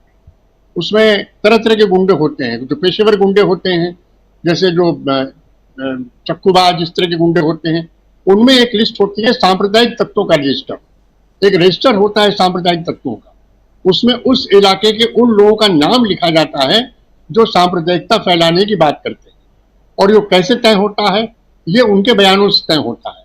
कहीं उन्होंने सार्वजनिक भाषण दे दिया, कहीं उन्होंने कोई मीटिंग कर दिया, कहीं उन्होंने इस तरह का कोई जुलूस निकाल लिया, उसको लेकर उनके नाम उसमें लिखे जाते हैं और उनकी बार बार निगरानी होती है। और जैसे ही शहर की फिजा खराब होती है, जैसे ही ऐसा लगता है कि अब कुछ मामला गड़बड़ होगा, इन लोगों की निगरानी की जाती है। मैं कई बार अपने फेसबुक पोस्ट में वैसे भी मैं लिखता रहा हूं कि ये जो एंकर हैं, एक्चुअली इन्हें पुलिस की निगरानी की जरूरत है। ये सांप्रदायिक तत्व बन चुके हैं, और किसके इशारे पे बने हैं? निश्चित रूप से सरकार के इशारे पे बने हैं। मुझे याद है अरविंद केजरीवाल ने एक बार कहीं कहा था, तो उन्होंने कहा था कि पीएमओ से एक व्हाट्सएप आता है। वो व्हाट्सएप कौन देता है मुझे नहीं पता, कोई मिस्टर जोशी है, जो भी हो, वो व्हाट्सएप देते हैं। वो सुबह सुबह बताते हैं कि आज इस पर डिबेट होगी, आज इस पर एजेंडा तय होगा, आज आपको ये कहना है, आज पीएम के पक्ष में ये कहना है, खिलाफ ये कहना है। ये बात कितनी सच है मुझे नहीं पता, लेकिन अरविंद केजरीवाल का मैंने सुना है। तो ऐसी स्थिति में जिस पत्रकारिता से क्या उम्मीद कर सकते हैं? तो ये देर से उठाया गया बहुत अच्छा कदम है, लेकिन साथ साथ ये भी है कि इसको लागू भी करना होगा। अगर आप लागू नहीं करेंगे तो ये एक तमाशा और खुश हो जाएगा, फिर इसका मजाक मोदी मीडिया ही बनाएगा और यही कहेगा कि हम बिल्कुल सही थे, आप गलत थे, आपने हमें तब तो प्रतिबंधित किया और अब आप खुद मेरे यहाँ आ रहे हैं। रहा सवाल विज्ञापन का, ये पहले दिन से बंद हो जाना चाहिए। एक बात और कह के मैं अपनी बात खत्म करूंगा कि अगर हेट स्पीच हो रही है, तो इस हेट स्पीच पर सबसे ज्यादा अगर इस समय सख्त रुख किसी का है तो सुप्रीम कोर्ट का। सुप्रीम कोर्ट ने कहा कि आप हेट स्पीच के बारे में सो मोटो मुकदमा लिखिए। पुलिस से कहा आप खुद लिखिए, कोई मुकदमा लिखा है न लिखा है, ये कोई नई बात नहीं है। पहले हम लोग जब शुरू की नौकरी में थे, जब हम लोग डीएसपी थे और शुरू नौकरी में थे, तो जो भाषण हुआ करते थे उन भाषणों की डायरी बनती थी। तब हमारे पास टेप रिकॉर्डर हुआ करता था, वो उनके कुछ भाषण रिकॉर्ड किए जाते थे और उसको लौट कर उसमें उन अंशों को छांटा जाता था जो कुछ आपत्तिजनक है, उसको लेकर उनकी डायरी बनती थी और उस आदमी की डायरी में वो लिखा जाता था ताकि उसके खिलाफ कभी कार्रवाई करनी पड़े तो वो एक सबूत के रूप में आए। अब चूंकि अब उतनी जटिलता नहीं है, अब तो बहुत आसान सी चीज हो गई है।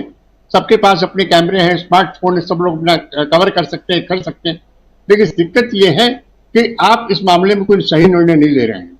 और अमरिंदर जी ने बहुत सही कहा कि आपको ये लालच छोड़ना पड़ेगा। अगर आप गोदी मीडिया के इन एंकर जिनका आपने नाम लिया है उनके यहाँ जाते हैं तो आपके इस बहिष्कार का कोई मतलब नहीं रहेगा, आपके इस पन्ना कागज का कोई मतलब नहीं रहेगा।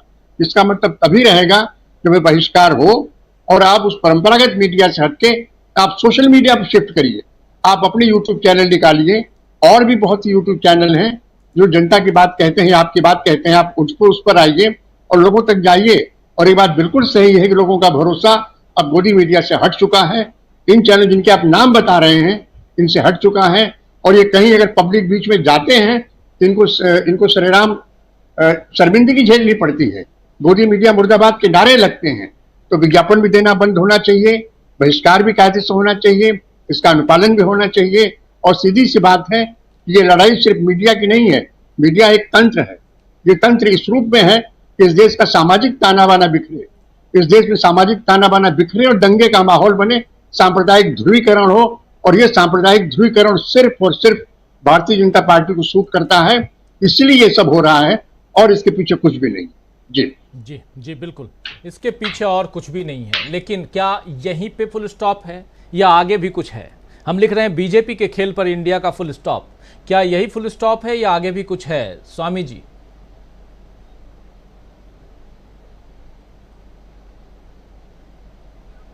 नहीं, देखिए, जो अभी तक जो चर्चा हुई उससे ये पता चलता है कि देखिए कुछ एक अनमस्यता तो कांग्रेस के अंदर है। क्योंकि देखिए, हम ये भी आश्वासन राजीव जी चाहते हैं, और ये ठोस आश्वासन चाहते हैं। आज के तारीख में जो हम लोग संघर्ष कर रहे हैं, उन पूंजीपतियों से संघर्ष कर रहे हैं, उन मीडिया हाउसेस से संघर्ष कर रहे हैं जो कि एक प्रकार की देश की गरीब जनता और मध्यम वर्ग जनता का शोषण करके सारे साधन अपने पास ले जा रहे हैं। तो हमें यह आश्वासन चाहिए इंडिया गठबंधन से कि कहीं ऐसा ना हो कि अप्रैल मई के बाद जब आपका शासन आए तो इन लोगों को आप फिर प्रश्रय दें और इनका सहयोग करें। क्योंकि देखिए, मैं एक शिक्षक के रूप में और राष्ट्रभक्त के रूप में जो चाहता हूं, मैं ये चाहता हूं कि मेरा देश जो है, जैसा बिल्कुल परंपरागत रूप से एकजुट रहा है, हमारे देश में जो धर्मनिरपेक्षता रही है, और हमारे देश का जो सबसे गरीब, जो एक दरिद्र नारायण है, अगर उसकी तरफ आपने, आज ठीक है राहुल गांधी बहुत अच्छी तरह से उस गरीब आदमी से मिल रहे हैं, उससे गले मिल रहे हैं, उसको घर में बुला रहे हैं, लेकिन मैं ये चाहता हूं ये परंपरा कायम रहे। क्योंकि ये जो नैरेटिव बन रहा है कि आज के तारीख में एक ऐसे लोग सत्ता पे बैठे हुए हैं जो कि केवल पूंजीपतियों की, अमीरों की बात करते हैं, गरीबों और मध्यम वर्ग की बात नहीं करते। मैं ऐसा भारत 7 महीने 8 महीने के बाद देखना चाहता हूं जहां पे ये जो बड़े बड़े धन्ना सेठ जिन्होंने अरबों करोड़ों की संपत्ति अपने पास जमा की है, विदेशों से किस प्रकार का शोषण किया है, गरीब लोगों को गरीब बनाया गया है, और अन्नदाता को जिस प्रकार से गरीब बनाया गया है, देश की 60% जनसंख्या को जिस प्रकार से गरीब बनाया गया है। तो मैं ये आश्वासन इंडिया से चाहता हूं, जो अपनी भोपाल की पहली मीटिंग करें उसमें ये आश्वासन दें, जिन लोगों ने शोषण किया है, जिन लोगों ने भी धार्मिक विद्वेष पैदा किया है, जिन्होंने भी सोशल मीडिया के अंदर हिंदू और मुसलमान और हम जो देशभक्त लोग हैं उनको अपशब्द कह के बांटा है, इन सब पे सजा होनी चाहिए। क्योंकि अब अगर इन लोगों को सजा देनी शुरू हो गई उन राज्यों में जहां पे बीजेपी की सरकार नहीं है, तो इन लोगों को ये पता चल जाएगा, एक मैसेज मिल जाएगा कि ये सजा पाएंगे 7-8 महीने के बाद, हतोत्साहित होंगे।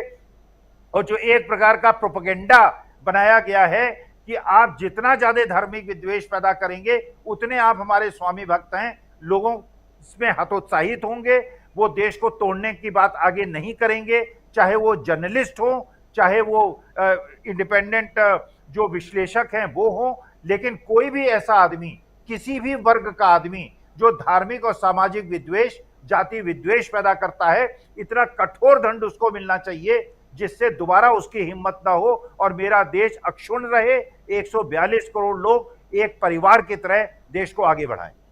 जी, एक परिवार, और उस परिवार में प्यार हो, मोहब्बत हो, नफरत ना हो।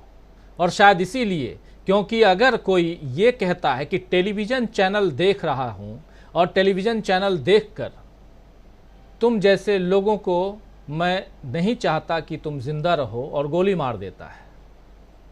ट्रेन की बात कर रहा हूँ, पिछले दिनों जो हुआ वो ये नफरती बोल या नफरती अंदाज या मन के अंदर नफरत, ये अगर टीवी चैनल के एंकरों के ज़रिए उन तक, ऐसे दर्शकों तक अगर आता है तो ऐसा नहीं होना चाहिए। और शायद यहाँ 14 जो लिस्ट में जो 14 लोगों 14 एंकर्स हैं और यहाँ से शुरुआत अगर है तो आगे शायद और भी हो। लेकिन प्रशांत टंडन जी, आप लंबा वक्त आपने गुजारा है टेलीविज़न चैनल में और इसलिए आपसे बेहतर, जो अभी कह रहा था, हम लोग इतने 7 लोग हैं, चर्चा कर रहे हैं, 8 लोग मुझको लगा के चर्चा कर रहे हैं और आपसे बेहतर और कौन जान सकता है। अमलेंदु जी और राहुल लाल जी तो अपनी बात कह ही रहे थे, लेकिन चूंकि आप ऐसे शोज़ को, ऐसे डिबेट्स को ऑर्गेनाइज करते रहे हैं, one of the editor, top position पे रहे हैं, उस हिसाब से भी समझना चाहता हूं कि तब और अब में क्या फ़र्क आया है और जो कुछ आज हो रहा है इसके बाद अंदर खाने क्या कुछ चल रहा होगा, न्यूज़ रूम में क्या कुछ चल रहा होगा, मीडिया के मालिकान क्या कुछ सोच रहे होंगे, कुछ तो चल रहा होगा। ज़रा आपका नज़रिया, आप क्या कुछ देख रहे हैं बाहर रह करके, अंदर क्या कुछ चल रहा है? मैं कई इन चैनलों में, जो चैनल हैं आज की तारीख में जिनको गोदी मीडिया कहा जाता है, उनमें संपादक रहा हूँ। लेकिन मैं जहाँ भी रहा हूँ राजीव जी, ये लोग यही मालिक थे और मुझे एक बार भी फ़ोन नहीं आया किसी मालिक का कि ये हटाना है, ये करना है, या इसको लाओ, इसको नहीं लाओ, या ये बात करो। संपादक के तौर पे जो मैंने किया वो मेरे अपने फैसले थे, हमारी टीम के फैसले थे। तो ये 2014 के बाद ये स्थिति बदली है, तब मैं वहाँ नहीं था। लेकिन देश में मीडिया का एक बहुत शानदार इतिहास रहा है। आज़ादी की लड़ाई में मीडिया का बड़ा रोल है। हमारे लगभग सभी बड़े आज़ादी के सिपाही, महापुरुष, चाहे वो अंबेडकर हो, चाहे वो सुभाष चंद्र बोस हो, चाहे वो नेहरू हो, भगत सिंह हो, ये सब अखबार नवीस थे, सब पत्रकार थे, सबने अखबार निकाले अपने अपने। तो बहुत ही गौरवशाली इतिहास पत्रकारिता का रहा। इन लोगों ने इसको कलंकित किया है। जो अभी आपने जिक्र किया कि वो ट्रेन पे जिसने मारा, इस पिछले 9 साल 10 साल में जितने भी हेट क्राइम हुए हैं, जितने लोगों की जानें गई हैं दंगों में, मैं उसमें बड़ा रोल इन लोगों का मानता हूँ, क्योंकि इन्होंने दंगों की मानसिकता तैयार की है, हिंसा की मानसिकता तैयार की है इन लोगों ने, और रोष तैयार की है। पेट्रोल के दाम बढ़ रहे हैं, पेट्रोल के दाम पे चर्चा नहीं है, हिंदू मुसलमान पे चर्चा हो रही है। कोरोना आया, आप देखिए कि कोरोना के वक्त भी कोरोना जिहाद, हर चीज का जिहाद ले आते हैं। तो ये एक कम्युनिटी को टारगेट करके ही पिछले 9 साल से अपना काम कर रहे हैं। और मैं पहले भी कहता रहा हूँ कि अगर कांग्रेस या आरजेडी या डीएमके या कोई और पार्टी जिसकी सरकारें हैं, वो इनको बहुत विज्ञापन भी दे दें तो भी ये इनके खिलाफ ही काम करेंगे। ये वैचारिक रूप से वहां चले गए हैं, तो इसमें कोई असर नहीं दिखाई देगा। मुझे नहीं लगता कि इसमें कोई इनके नफरती जो एजेंडा है इसमें कोई कमी आएगी। लेकिन हाँ, वो एक इको चैम्बर में चले जाएंगे। अगर वहाँ विपक्ष के लोग नहीं होंगे तो वो इको चैम्बर में चले जाएंगे और उस इनके पूरे प्राइम टाइम का कोई मतलब नहीं रहेगा। और इनकी टीआरपी जो है, देखिए टीआरपी आती मुर्गे लड़ाई कराने से।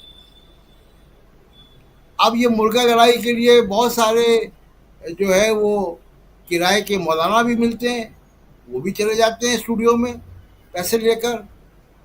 उसमें अलग अलग प्रकार की डील भी हैं कि गाली खाने का इतना पैसा और मार खाने का इतना पैसा।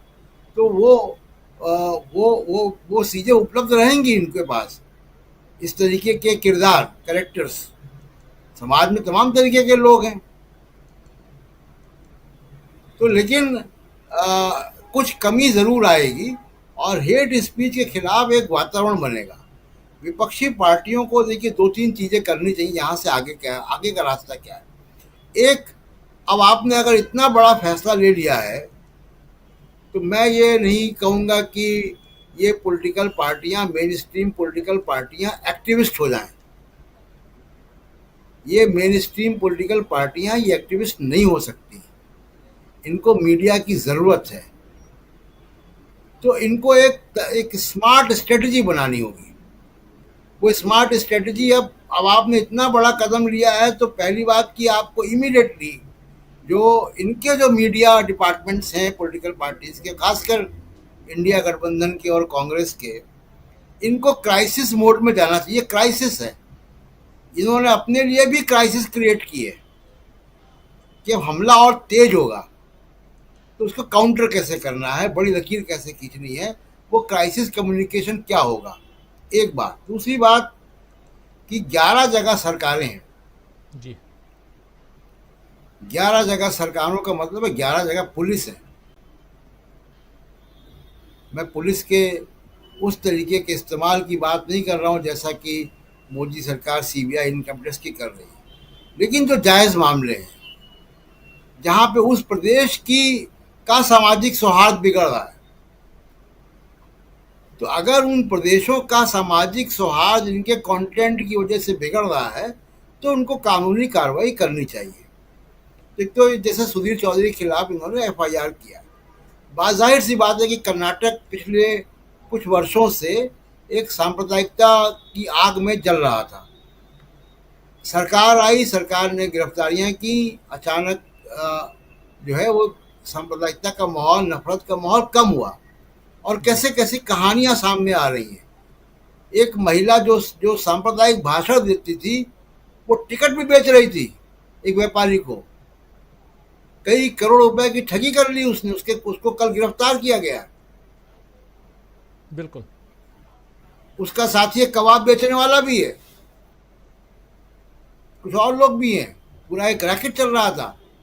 तो एक तो ये कि ये भी बड़ी आश्चर्य की बात है कि क्या बीजेपी में पैसा दे के टिकट लिया जा सकता है, और दूसरा कि वो गिरफ्तार हुई है वो महिला। तो एक तो विपक्षी पार्टियों को काउंटर मीडिया स्ट्रेटजी बनानी चाहिए ताकि उनका संदेश जनता के बीच जाए, उसमें कोई कमी नहीं आए, उनका पक्ष जाए। दूसरी चीज़ है कि मीडिया के 11 जगह इनके सरकारें हैं तो 11 जगह विज्ञापन भी है। ज़रूरत पड़े, मैं ये नहीं कह रहा हूँ कि सारे तीर एक साथ चला देने चाहिए, ज़रूरत पड़े तो उसका भी इस्तेमाल करना चाहिए। तीसरा कि देखिए पूरी दुनिया में, फ्रांस में खासकर, इंग्लैंड और फ्रांस में एक बहुत सक्सेसफुल कैंपेन चला, no to don't sponsor hate speech जी। और वो हेट स्पीच को जो स्पॉन्सर करने वाले कॉर्पोरेट हाउसेस हैं उनको वो नेम और शेम करने लगे। कई सारे बड़े जो एफएमसीजी के या वॉशिंग मशीन बनाने वाले या मोबाइल फ़ोन कंपनीज, उन्होंने उन चैनलों पे अपने विज्ञापन देने बंद कर दिए जिन्होंने जो हेट स्पीच चलाते थे। भारत में भी ये हुआ है, टाइम्स नाउ को विज्ञापन देना एक ग्रुप ने बंद किया था हेट स्पीच की वजह से।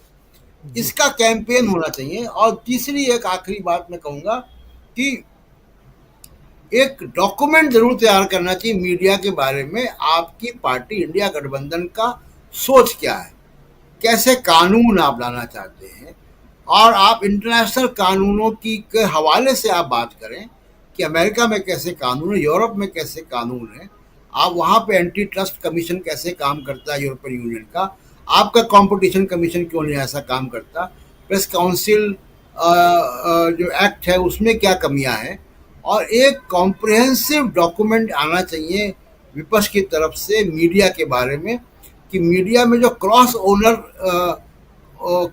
ओनरशिप है, क्रॉस मीडिया ओनरशिप है, इसको कैसे ख़त्म किया जाए। ये दुनिया में कहीं नहीं है कि एक ग्रुप का टीवी चैनल भी, अखबार भी है, वेबसाइट भी है, और उसके पास विज्ञापन वाली कंपनी भी है, डिस्ट्रीब्यूशन कंपनी भी है। ये दुनिया में कहीं और नहीं है विकसित लोकतांत्रिक देशों में, ये भारत में ही है।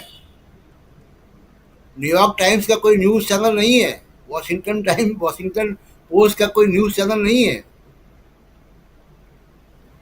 तो ये कानून हमारे यहाँ बनने चाहिए, इसका डॉक्यूमेंट लाएं और एक देश में मीडिया के बारे में विमर्श पैदा हो, क्योंकि लोकतंत्र का चौथा खंभा ही केवल नहीं है, लोकतंत्र इसके बगैर संभव ही नहीं है। तो ये जो लोग हैं, जो 14 लोग हैं और जो और लोग भी हैं, ये लोकतंत्र के दुश्मन हैं। बिल्कुल और अच्छा काम है, और इसमें नागरिकों को, पत्रकारों को, सबको साथ देना चाहिए इस मुहिम में। राजीव जी बिल्कुल बिल्कुल। लेकिन यहाँ एक बात और भी है जो डॉक्टर प्रकाश हिंदुस्तानी जी आपसे समझूं, आखिर प्रधानमंत्री जी चुप क्यों हैं? और चुप्पी जो है कई मसलों पे है, और अभी रिसेंटली हमने देखा जो अनंतनाग की घटना है जिसमें 3+1 4 जवान शहीद हो गए। ये चुप्पी क्यों डॉक्टर प्रकाश हिंदुस्तानी जी? आज प्रधानमंत्री नरेंद्र मोदी मध्य प्रदेश जहां आप हैं बीना गए, और भव्य स्वागत ही नहीं, वहां भी फूलों की बारिश हो रही थी, वहां भी मुख्यमंत्री और प्रधानमंत्री रोड शो कर रहे थे, रैली हो रही है। उसके बाद छत्तीसगढ़ जाते हैं, वहां भी, लेकिन एक शब्द भी अपने संवेदना के नहीं प्रकट करते हैं, वे श्रद्धांजलि प्रकट नहीं करते हैं। तो क्या कहा जाए, क्या माना जाए?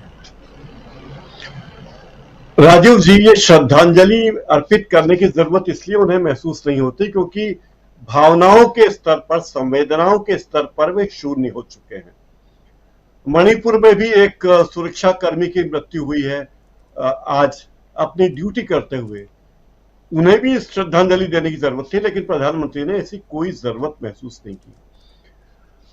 मैं 2 बातें और कहना चाहता हूं आज की चर्चा से जुड़ी हुई जी। एक बात तो ये कि इंडिया गठबंधन ने जो फैसला किया है इसका बहुत व्यापक लक्ष्य है। मुझे नहीं लगता कि 14 एंकर या टीवी चैनल पर या ये प्रतिबंध है। दरअसल जो बात कांग्रेस लगातार कहती आ रही कि संसद में हमें बोलने नहीं दिया जाता, हम बोलते तो चैनल वाले माइक, हम तो संसद का माइक बंद कर दिया जाता है, हमारी तस्वीर नहीं दिखाई जाती, ये बात कांग्रेस के नेता बार बार कह चुके हैं। अब जो मामला है, इस प्रतिबंध का राष्ट्रव्यापी असर यह होगा कि एक आम आदमी ये समझ जाएगा कि ये भोंपू विज्ञापन है, गोदी कंपनियां हैं, गोदी चैनल हैं, गोदी मीडिया है, ये इतना खराब है कि एक संगठन ने, जो देश का प्रमुख राजनीतिक संगठन, इन पर प्रतिबंध ही लगा दिया है। मतलब इनकी विश्वसनीयता शून्य हो गई है। तो ये एक व्यापक संदेश जाएगा लोगों में, और लोग जो आंख मूंद कर भरोसा करते रहे हैं, कई लोग हैं जो भरोसा, वो सोचेंगे कि क्या ये भरोसे के लायक लोग हैं जो ये बातें कर रहे हैं, वे उन पर भरोसा करने के पहले सोचेंगे। और मुझे लगता है कि ये इंडिया गठबंधन का ये फैसला है, ये व्यापक परिप्रेक्ष्य में वही है कि संसद में आप हमें बोलने नहीं देते, संवैधानिक संस्थाओं को आपने खरीद रखा है, मीडिया पर आपका नियंत्रण है, तो आम आदमी की आवाज कहां जाएगी? और ये मीडिया जो जनता का मीडिया कहा जाता है, मास मीडिया कहा जाता है, वो मीडिया भी जनता की बात नहीं कहता, तो हमने उनके बहिष्कार का फैसला किया। दूसरी बात, जो इनके एंकर्स हैं वो बीजेपी के प्रवक्ता की जगह ले चुके हैं, ये बात तो सही है, लेकिन इनके मन में भी कुटिलता उससे कहीं अधिक आ गई। जब प्रतिपक्ष के प्रवक्ता होते हैं, इंडिया समूह के प्रवक्ता होते हैं, तो ये वहां भी वही शरारतें करते हैं, कभी माइक बंद कर देते हैं, कभी म्यूट कर देते हैं उसकी बात, कभी शोर इतना आने देते हैं कि इंडिया गठबंधन के नेता या कांग्रेस के प्रवक्ता अपनी बात ही नहीं कह पाते। तो इस तुच्चाई के या निचलेपन के इस स्तर तक ये लोग जा चुके हैं। तो ये बात स्पष्ट हो चुकी। और एक अंतिम बात मैं कहना चाहता हूं कि ये लोग जो बड़े वफादार हैं, ये न केवल अपनी कंपनी की वफादारी करते हैं, बल्कि हर साल 2 बार 3 बार कोई ना कोई इवेंट करते हैं जिसमें तमाम सरकारी नेताओं को, मंत्रियों को बुला बुला के उनकी जय जयकार करते हैं, उनके बयानात दिखाते हैं कि हमने कितना क्रांतिकारी काम किया, हमने इतना क्रांतिकारी काम किया कि भारत स्वर्ग हो गया है और हम अमेरिका से आगे निकल गए। हमारे मुख्यमंत्री कहते थे कि इंदौर की सड़कें अमेरिका से अच्छी हैं। अब पता नहीं वो कहाँ की सड़क देखी उन्होंने, लेकिन उसे प्रचारित किया जाता है। तो अब लोग समझ जाएंगे कि ये प्रचारित क्यों हो रहा है। और ये जो दल बदलू टाइप एंकर हैं, जो दल बदलू ही कहूंगा मैंने, क्योंकि ये पत्रकार नहीं है, ये पार्टी के प्रवक्ता हैं। तो दुष्यंत कुमार ने इनके बारे में एक शेर कहा है और वो बहुत मौजू है। बाढ़ की संभावनाएं सामने हैं और नदियों के किनारे घर बने हैं। और इसी का एक शेर है, जिस तरह चाहो बजाओ इस सभा में, जिस तरह चाहो बजाओ इस सभा में, हम नहीं हैं आदमी, हम झुनझुने हैं। तो ये झुनझुने हैं, इन पर बहुत गंभीर होने की जरूरत नहीं है और मुझे लगता है कि ये ठीक ही निर्णय है। और इसके व्यापक अर्थ हैं, मैं उसे व्यापक अर्थों में देखता हूं कि 14 लोगों पर या 8-10 चैनलों पर प्रतिबंध नहीं है। ये एक आम जनता को, इस देश के 140 करोड़ लोगों को संदेश है कि इस देश में मीडिया ईमानदार नहीं है और हमने उस भ्रष्ट मीडिया के लोगों का बहिष्कार किया है। और ये संदेश आम आदमी तक जाएगा और ये एक बड़ा लक्ष्य होगा, ऐसा मेरा अनुमान है। राजीव जी। जी जी, बिल्कुल बिल्कुल, एक बड़ा लक्ष्य होगा और होना भी चाहिए। 14 एंकरों की सूची में जो नाम है, एक सूची, एक लिस्ट जारी होती है, उसमें 14 एंकर जिनका बहिष्कार करने का फरमान जारी किया गया है इंडिया गठबंधन की तरफ से। मीडिया विंग जो उनका है, मीडिया कोऑर्डिनेशन कमेटी जो है, उसने फैसला लिया है। लेकिन ये सिर्फ 14 एंकर तक ही मामला रहेगा या मामला आगे बढ़ेगा, और इसको लेकर के क्या पैगाम, क्या मैसेज देने की कोशिश है इंडिया गठबंधन की तरफ से, उस पर चर्चा कर रहे हैं। साथ साथ पैरेलली चर्चा हम ये भी कर रहे हैं कि आखिर नरेंद्र मोदी ने अभी तक श्रद्धांजलि अर्पित क्यों नहीं की, 2 बोल श्रद्धांजलि के क्यों नहीं लिखे। और बात अनंतनाग में जो कल घटना घटी है उसके बाद लगातार प्रधानमंत्री नरेंद्र मोदी, और जैसे हम कह भी रहे थे, जरा राहुल लाल जी, G20 की बैठक के बाद सफल आयोजन करवा लिए, बहुत अच्छी बात है, लेकिन सफल आयोजन के लिए ये देश के लिए गौरव की बात है। आप अपना काम अच्छा करते हैं और अपने ऑफिस में जाके अपना स्वागत सत्कार करवा लेते हैं। यही तो हो रहा है लगातार। अपने ऑफिस में गए, स्वागत सत्कार करवाए, फूलों की बारिश करवाए। लेकिन इसी बीच, क्योंकि ये देश, इस देश के प्रधानमंत्री आप हैं, इस देश में अगर इसी बीच ये घटना, एक ऐसी घटना सामने आती है जिस पर आपको तुरंत कोई एक्शन लेना चाहिए, क्या पुलवामा की तरह का मामला दिखाई नहीं देता? ये बिल्कुल, ये मामला मैं स्तब्ध हूं। जब से घटना घटी है और सरकार की जो चुप्पी है, वो बार बार मुझे पुलवामा की तरफ सोचने के लिए बाध्य कर रहा है कि आखिर देखिए, पुलवामा के घटनाक्रम में वहां के जो राज्यपाल महोदय मलिक साहब, उन्होंने तो बाद में खुलासे किए। कई सारे पत्रकार मित्रों ने पहले ही कई तरह के जो है कि खुफिया अलर्ट की बड़ी सटीक, कम से कम 16 खुफिया सूचनाएं थी पुलवामा को लेके, और उसमें कुछ तो बिल्कुल सटीक सूचनाएं थी। तो उसके ऊपर आखिर कार्रवाई क्यों नहीं हुई? जो सवाल बाद में सतपाल मलिक ने भी उठाया कि भाई कम से कम आप उन्हें हवाई रास्ते से भेज देते। वो पूरे घटनाक्रम को अगर हम लोग देखें कि जितने स्पेसिफिक सूचनाएं थी, उन सूचनाओं के बावजूद भी उसको गंभीरता से नहीं लेना और घटना को घट दिए जाना। और जब घटना घटती है तो प्रधानमंत्री उसके बावजूद, जो अभी उनकी चुप्पी है, वो हम लोगों ने उस दिन भी कुछ घंटे की चुप्पी उनकी देखी थी, उसमें भी वो शूटिंग में व्यस्त थे, एक अंतर्राष्ट्रीय चैनल के साथ शूटिंग में प्रधानमंत्री व्यस्त थे। अब तो प्रधानमंत्री कई घंटे घट चुके हैं और इस बार की स्थिति तो और गड़बड़ रही कि एक तरफ लोग श्रद्धांजलि दे रहे थे और एक तरफ आप फूलमाला जो है कि अपने ऊपर पुष्प वर्षा करा रहे हैं। जिस सेना के माध्यम का पूरा श्रेय, जो सोचिए कि पुलवामा के प्रकरण से, सेना के प्रकरण से इन्होंने अपनी पूरी की पूरी सरकार 2019 में बनाई, उस सरकार के प्रति इनका रवैया कितना असंवेदनशील है। मैं तो इनके बातों से परेशान हो जाता हूं। अब जम्मू कश्मीर की सरकार कह रही है कि आतंकवादियों के जो है कि बड़े संख्या में आतंकवादी जम्मू कश्मीर में है और उनके 4000 से ऊपर ज्यादा संपत्तियों की पहचान कर ली गई है।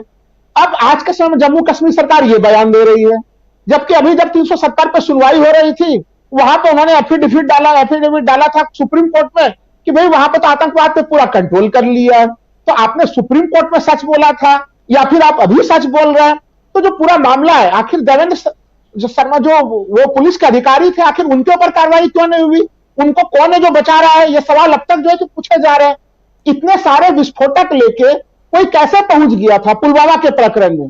पुलवामा के मामले की पूरी जांच की रिपोर्ट कहां पे है? वो सोचिए, हम लोग विपक्ष पूरा पूछ के थक गया, हम लोग भी पूछ के थक चुके हैं, उसका कोई उत्तर नहीं है। और कहीं कहीं जो सन्नाटा, तो पुलवामा से भी ज्यादा सन्नाटा पूरे की पूरे सरकार ने इस पूरे प्रकरण में ले लिया है। इसलिए सरकार तो सवालों के दायरे में है और ये सरकार उसी समय सवाल के दायरे में। ये सेना का केवल प्रयोग अपने राजनीतिक सत्ता के लिए करती है। सेना से इनका रियल में दिल से जो पूरा देश जिस तरह से सेना का सम्मान करता है, उस सम्मान में कहीं कहीं ये सरकार पूरी तरह से पीछे है। पर्दे के पीछे क्या बड़ा खेल चल रहा है, उस समय में जरूर खुलासा हो ही जाएगा कि आखिर ये स्थितियां क्या बनी है। क्या ये पुलवामा 2 की तरह कोई जो है कि कोई साजिश की स्थितियां हैं, कोई तमाम अनदेखी की स्थितियां बनाया जा रहा है?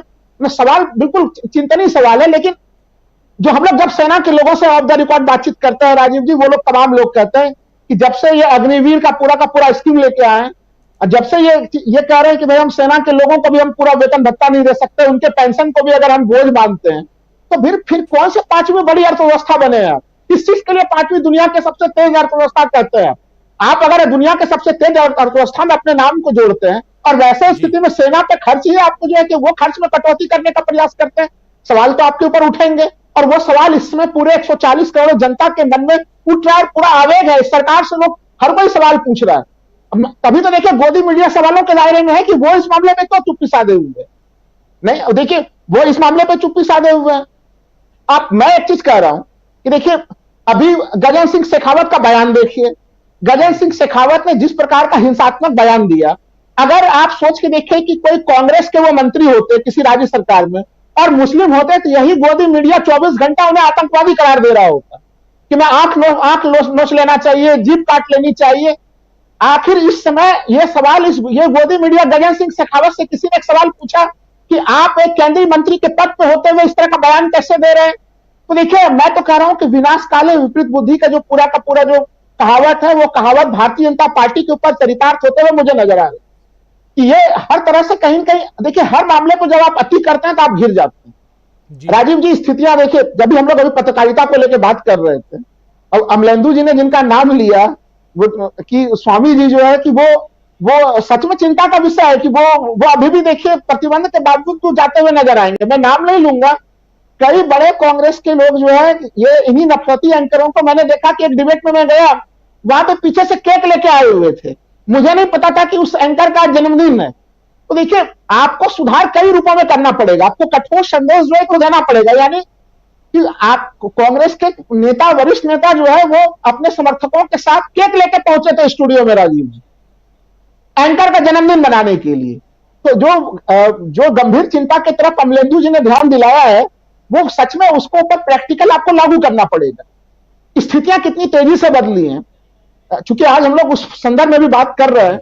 मैंने दूरदर्शन पे, मैंने डीडी न्यूज पे एंकरिंग भी किया है राजीव जी, और जब मैं एंकरिंग करता था कोई दबाव की स्थिति नहीं होती थी। लेकिन जब ये सरकार आई दूरदर्शन पे, सोचिए जो सरकारी चैनल है वहां पे क्या सवाल पूछना है, क्या गेस्ट होना है, कोई दबाव की स्थिति नहीं होती थी। और आज सोच के देखिए कि क्या स्थितियां बन गई है इसमें, मीडिया की कैसी स्थिति बनी पड़ी है कि लोग जो है कि 24 घंटे जो है कि वो चरण चुंबक के तरह जो है चापलूसी करने में लगे हुए गाथा गान। इस लिस्ट में दूरदर्शन के एक पत्रकार, एक एंकर का भी नाम है इस सूची में। वो मैंने देखा है, वो नाम उनका भी है। बिल्कुल आप सही कह रहे हैं, उनका नाम है भी वहां पे और वो होना भी चाहिए। तो मैं यही चीज कह रहा हूं कि इन स्थितियों में इन पार्टियों को जो ये निर्णय लिया गया है इसको उनको गंभीरता से, और विशेषकर कांग्रेस को जो उनके कई सारे नेता हैं, जो वरिष्ठ नेता हैं उनके, वो उनके ऊपर उन्हें सावधानी से नजर और ध्यान रखने की जरूरत है। नंबर 1 चीज। नंबर 2 कि आपको अब दिखाना पड़ेगा, क्योंकि देखिए अगर आपने ये चीज घोषणा कर दी है, इसका एक संदेश व्यापक स्तर पर जा रहा है, कोई इनकार नहीं कर रहा, लेकिन संदेश व्यापक स्तर पर तभी जाएगा जब आप इसको जमीन पर सही ढंग से क्रियान्वित करेंगे।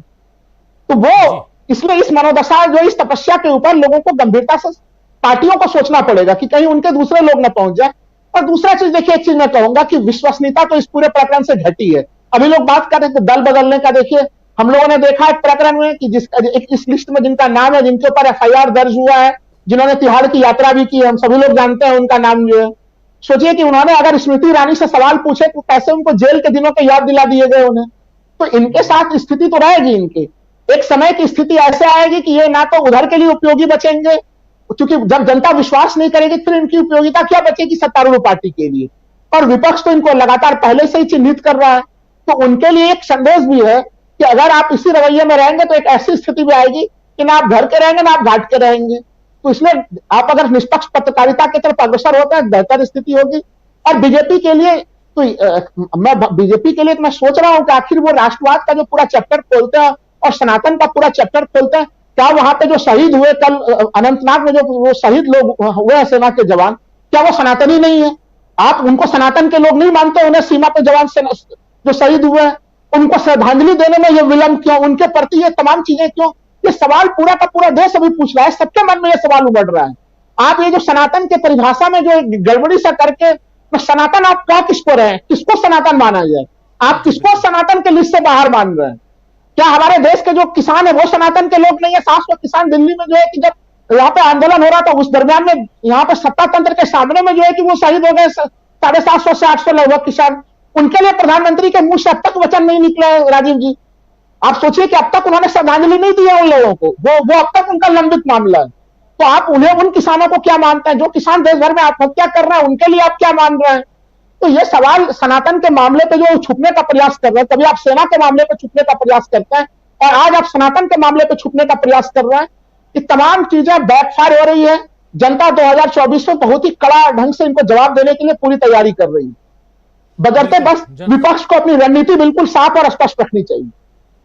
विपक्ष को रणनीति साफ और स्पष्ट रखनी चाहिए। इस पर खूब प्रतिक्रियाएं आ रही हैं। 14 एंकर्स के जो नाम जारी किए गए हैं, जिनके बारे में इंडिया गठबंधन ने नाम जारी करके कहा है कि इनके प्रोग्राम्स में हमारे प्रवक्ता नहीं जाएंगे, हमारे नेता नहीं जाएंगे। इसके बाद ढेरों प्रतिक्रियाएं खासकर सत्ता पक्ष की तरफ से, धर्मेंद्र प्रधान की तरफ से आया है, अनुराग ठाकुर की तरफ से आया है और कुछ एंकर्स के भी आए हैं, जिसमें सुधीर चौधरी का नाम भी है। कह रहे हैं कि हम लोगों ने चरण चुंबक बनना स्वीकार नहीं किया, इसीलिए इस सूची में हमारा नाम है। जिन्होंने चरण चुंबक बनना स्वीकार कर लिया वो इस सूची में शामिल नहीं हैं। तो ये तमाम बातें आती रहेंगी, प्रतिक्रियाएं खूब हो रही हैं, आ रही हैं इस पे। जी राहुल लाल जी। विजय शंकर जी एक बड़ा सही चीज उन्होंने उठाया अरविंद केजरीवाल जी के हवाले से। देखिए, वो कह रहे हैं कि पता नहीं सही है कि नहीं है। मैं कह रहा हूं कि पहले हम लोग डिबेट के लिए जाते थे, हर चैनल का विषय डिबेट का अलग अलग होता था राजीव जी। यानी कि आप किसी एक्स चैनल पे गए, वहां पे डिबेट का विषय अलग है, वाई पे अलग है, जेड पे अलग है। अब पिछले कम से कम मैं कह सकता हूं 1.5 सालों से स्थिति ऐसी है कि चैनल कोई भी हो, एक तरह से दोपहर से डिबेट का विषय बिल्कुल 100% एक होता है। तो अगर डिबेट का विषय प्रत्येक चैनल पे एक ही चल रहा है अगर, तो स्पष्ट है कि ऊपर से कोई न कोई दिशा निर्देश आया है। हमारा एक तरह से हर किसी का कॉमन सेंस जो लॉजिक है वो यही चीज कहेगा कि ऊपर से कोई निर्देश आया, तभी तो सारे चैनलों पे बिल्कुल एक जैसी विषय वस्तु, एक जैसा जो है कि आप देखिएगा पृष्ठभूमि से जो आपको ग्राफिक्स दिखेगा वो ग्राफिक्स भी एक जैसे। सब चैनल के नाम अलग होता है लेकिन कंटेंट बिल्कुल एक होता है, विषय भी एक होता है। तो स्पष्ट है कि यह आदेश कहीं कहीं ऊपर से ही आ रहा है। बिल्कुल सही। ऊपर से कहां से ये आदेश आ रहा है उस पर भी चर्चा कई बार हम लोग कर चुके हैं। आना चाहता हूं विजय शंकर सिंह साहब आपके पास क्लोजिंग कमेंट के लिए। कैसे देखते हैं आप, क्या इसके बाद फुल स्टॉप दिखाई देता है या ये शुरुआत है?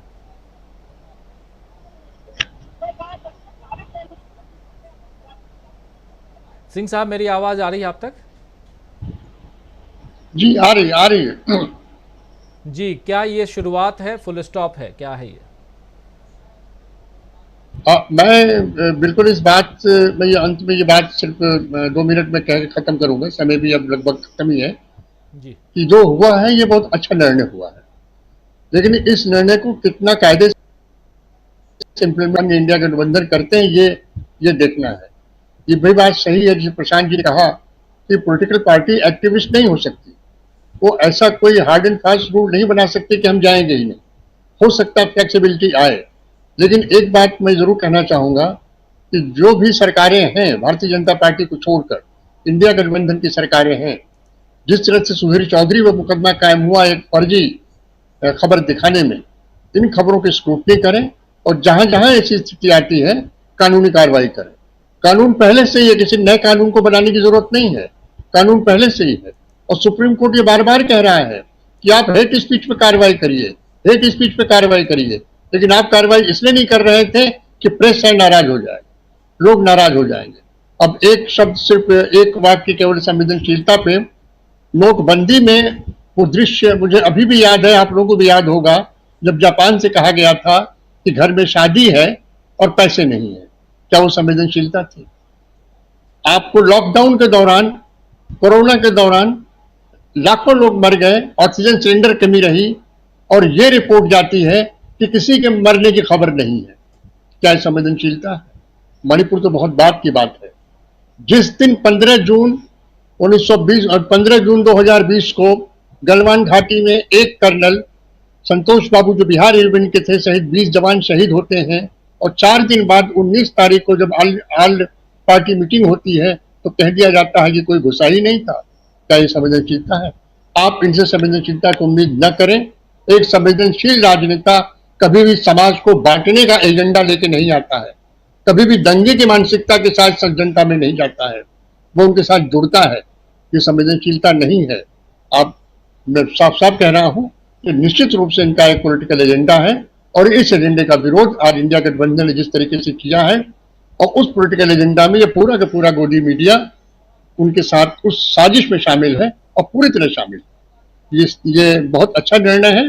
अब इस निर्णय का अनुपालन आगे कितना होता है ये भविष्य बताएगा। जी बिल्कुल बिल्कुल सही कह रहे हैं। आगे कितना अनुपालन होता है ये भविष्य बताएगा, लेकिन एक निर्णय अच्छा निर्णय है और इस निर्णय का स्वागत होना चाहिए। बात 14 एंकर और पत्रकारों की सूची में नाम जो है उसका, तो ये बहुत गंभीर मसला, और इस गंभीर मसले के साथ साथ एक गंभीर मसला ये भी कि आखिर प्रधानमंत्री नरेंद्र मोदी, देश के रक्षा मंत्री राजनाथ सिंह और देश के गृह मंत्री अमित शाह, खासकर टॉप 3 जो मोदी कैबिनेट में हैं, इन लोगों ने अनंतनाग पर एक शब्द भी अभी तक क्यों नहीं कहा? क्या कारण है? सोचिएगा, बताइएगा ज़रूर। बहुत बहुत शुक्रिया अदा करना चाहता हूँ विजय शंकर सिंह साहब, बहुत बहुत धन्यवाद आपका। डॉक्टर प्रकाश हिंदुस्तानी जी बहुत धन्यवाद। राहुल लाल जी बहुत शुक्रिया आपका, बहुत धन्यवाद। डॉक्टर दीपक पाचपोर जी, अमलेंदु उपाध्याय जी, आप सबका बहुत बहुत शुक्रिया। हमारे साथ जुड़े थे प्रोफेसर अखिल स्वामी जी, और साथ में थे प्रशांत टंडन जी, आप सबका भी बहुत बहुत शुक्रिया, बहुत धन्यवाद अदा करता हूं। और हमारे तमाम साथी जो बने हुए हैं, डॉक्टर विनोद प्रकाश गुप्ता शलभ साहब लिख रहे हैं कि राजीव जी अब हम बहुत भयंकर व नाटकीय समय से गुजर रहे हैं। मीडिया में भी अब बीजेपी अपना विश्वास खो रही है। मोदी जी अपने ऊपर टनों फूल बरसवा रहे थे और उधर 3 जवान शहीद हुए। ये कार्यक्रम रद्द करना चाहिए था। बिल्कुल सही आप कह रहे हैं, ये कार्यक्रम रद्द करना चाहिए था। और अगर आप रद्द नहीं किए उस समय, चलिए थोड़ी देर के लिए मान लिया कि आपके पास कोई जानकारी थी भी, तब ये जानकारी आई जब आपका कार्यक्रम ऑलरेडी फाइनल हो चुका था, आपको वहां पहुंचना था, रास्ते में आपको पता चला। लेकिन आज या उस समय, उस दौरान आप ये बात तो कह सकते थे, आपने नहीं कहकर ये बहुत बड़ी गलती कर दी है। गिलबर्ट नरोला साहब हैं हमारे साथ में, नरोन्हा हमारे साथ हैं, हमारे साथ नीतीश पटेल साहब हैं, निशित पटेल साहब हैं, हमारे साथ ओम प्रकाश तिवारी जी हैं, और हमारे साथ छोटे लाल निर्मल हैं। इंडिया गठबंधन को चाहिए कि गोदी मीडिया का पूरी तरह से बहिष्कार करे। जय भीम, जय संविधान लिख रहे हैं। यासीन अंसारी साहब कर रहे हैं great move India by India गठबंधन की बात कर रहे हैं। शशिकांत चंदेल साहब हैं हमारे साथ बने हुए हैं। मोहम्मद जमालुद्दीन खान साहब कह रहे हैं राजीव जी नमस्कार, आज तो बहुत शानदार डिबेट और जितने लोग बैठे थे बहुत अच्छा विश्लेषण किया, और बहुत ज़्यादा दुख है कि क्या हमारे 4 से, बिल्कुल सही कह रहे हैं आप। और लालजी विश्वकर्मा जी कह रहे हैं गुड नाइट, आपको भी गुड नाइट कहता हूं लालजी विश्वकर्मा जी।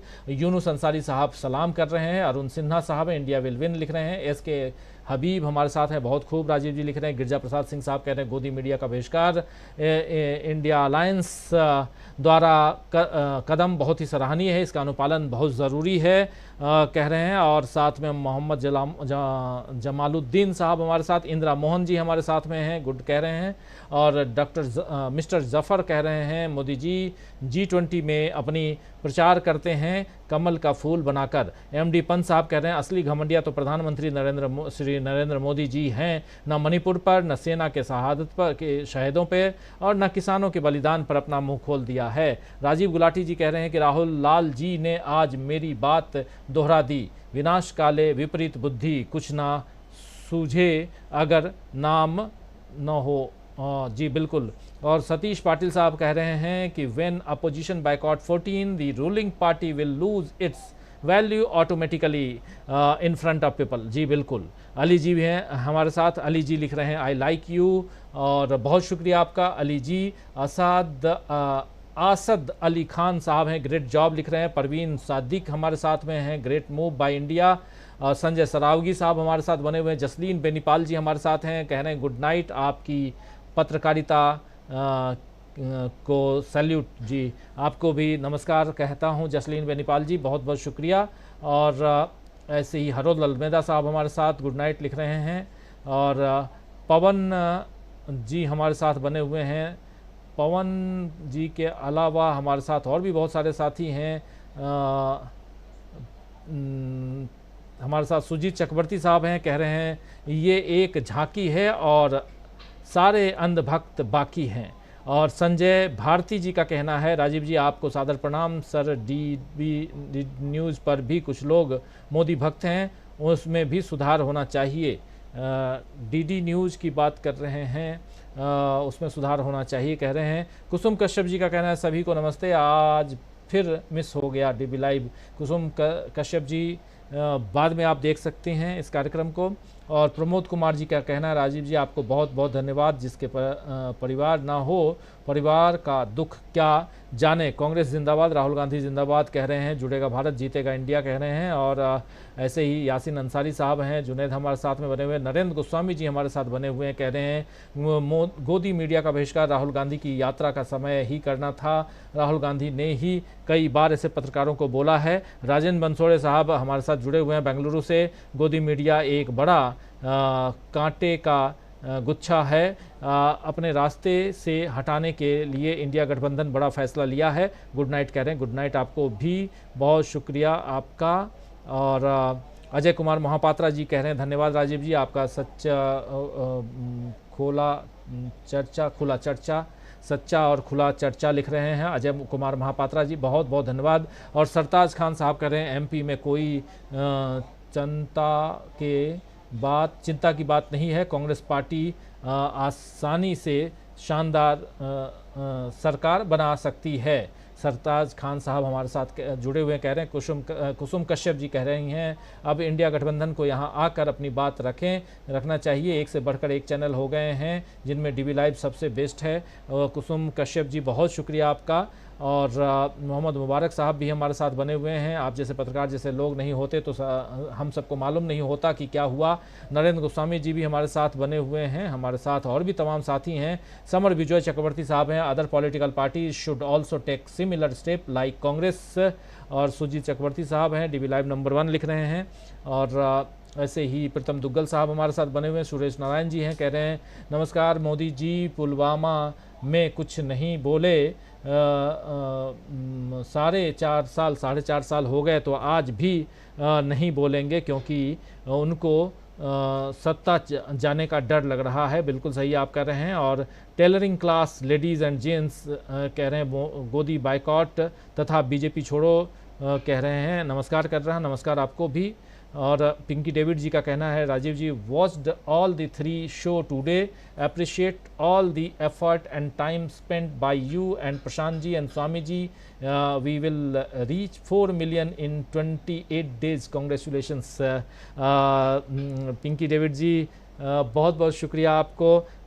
हम लोग अभी देखिए 3.72 मिलियन पे हैं और जल्दी से जल्दी 4 मिलियन पे पहुँचें सब्सक्राइबर्स हमारे। ज़्यादा से ज़्यादा लोगों के बीच हमारे चैनल को भेजिए, हमारे लिंक को भेजिए और कहिए कि सब्सक्राइब करें। आप लोगों का बहुत शुक्रिया अदा करना चाहता हूं जिन्होंने सब्सक्राइब किया हुआ है हमारे चैनल को और इस कार्यक्रम में हिस्सा आप लोग लेते हैं, तो बहुत धन्यवाद देता हूं।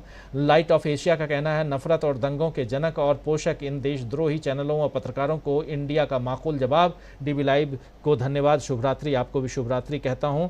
सुरेंद्र झा जी हमारे साथ बने हुए, जो प्रधानमंत्री और गोदी मीडिया 4 महीनों से ऊपर हो रहा है, परंतु इन लोगों के मुख नहीं खुले हैं कह रहे हैं सुरेंद्र झा जी।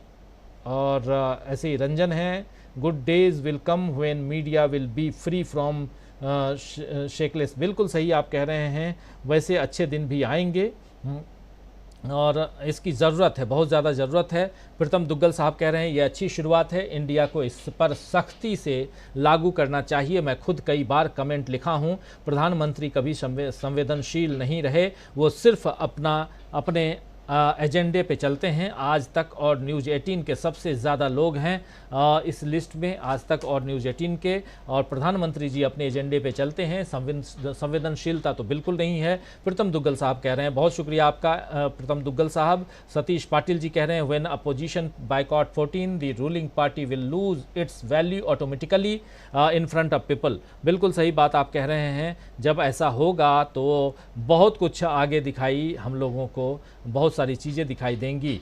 और ऐसे ही शिवराज ठाकुर साहब हैं, हे राम मुझको भारत में जन्म क्यों दिया, या मुझको मौत दे दे किसान मजदूर गरीब के दुश्मन, मोदी को प्रधानमंत्री पद से हटा दे, कह रहे हैं शिवराज ठाकर साहब। और एमडी पंत साहब कह रहे हैं जैसे सत्यपाल मलिक जी ने कहा है कि देश में बड़ा होने वाला है, चुनाव जीतने के लिए भाजपा किसी स्तर पर जा सकती है। नरेंद्र गोस्वामी जी कह रहे हैं कि सुप्रीम कोर्ट तो कई बार सरकार को नफरती एंकर के लिए बोल चुका था, किंतु इंडिया गठबंधन ने सही निर्णय लिया है। डॉक्टर नामदेव शॉर्ट का कहना है कि गोदी मीडिया खत्म, इसका आने वाले समय में कोई वजूद नहीं होगा। अब चाहिए डीबी लाइव जैसे नंबर 1 और आप जैसे एंकर। नमस्कार राजीव सर, धन्यवाद। डी के नामदेव शॉर्ट, बहुत बहुत शुक्रिया आपका, बहुत धन्यवाद आपका। सुजीत चक्रवर्ती जी कह रहे हैं मेरे प्यारे, सेना ने जो शहादत दी है उनको हमारे सल्यूट और उनका याद में मेरे आंसू हैं। बिल्कुल आप सही कह रहे हैं, ये बहुत दुख की बात है इस देश के लिए शहादत, लेकिन देश का प्रधानमंत्री, देश का रक्षा मंत्री अगर एक शब्द न लिखे तो ये बहुत दुखद है, बहुत दुखद है।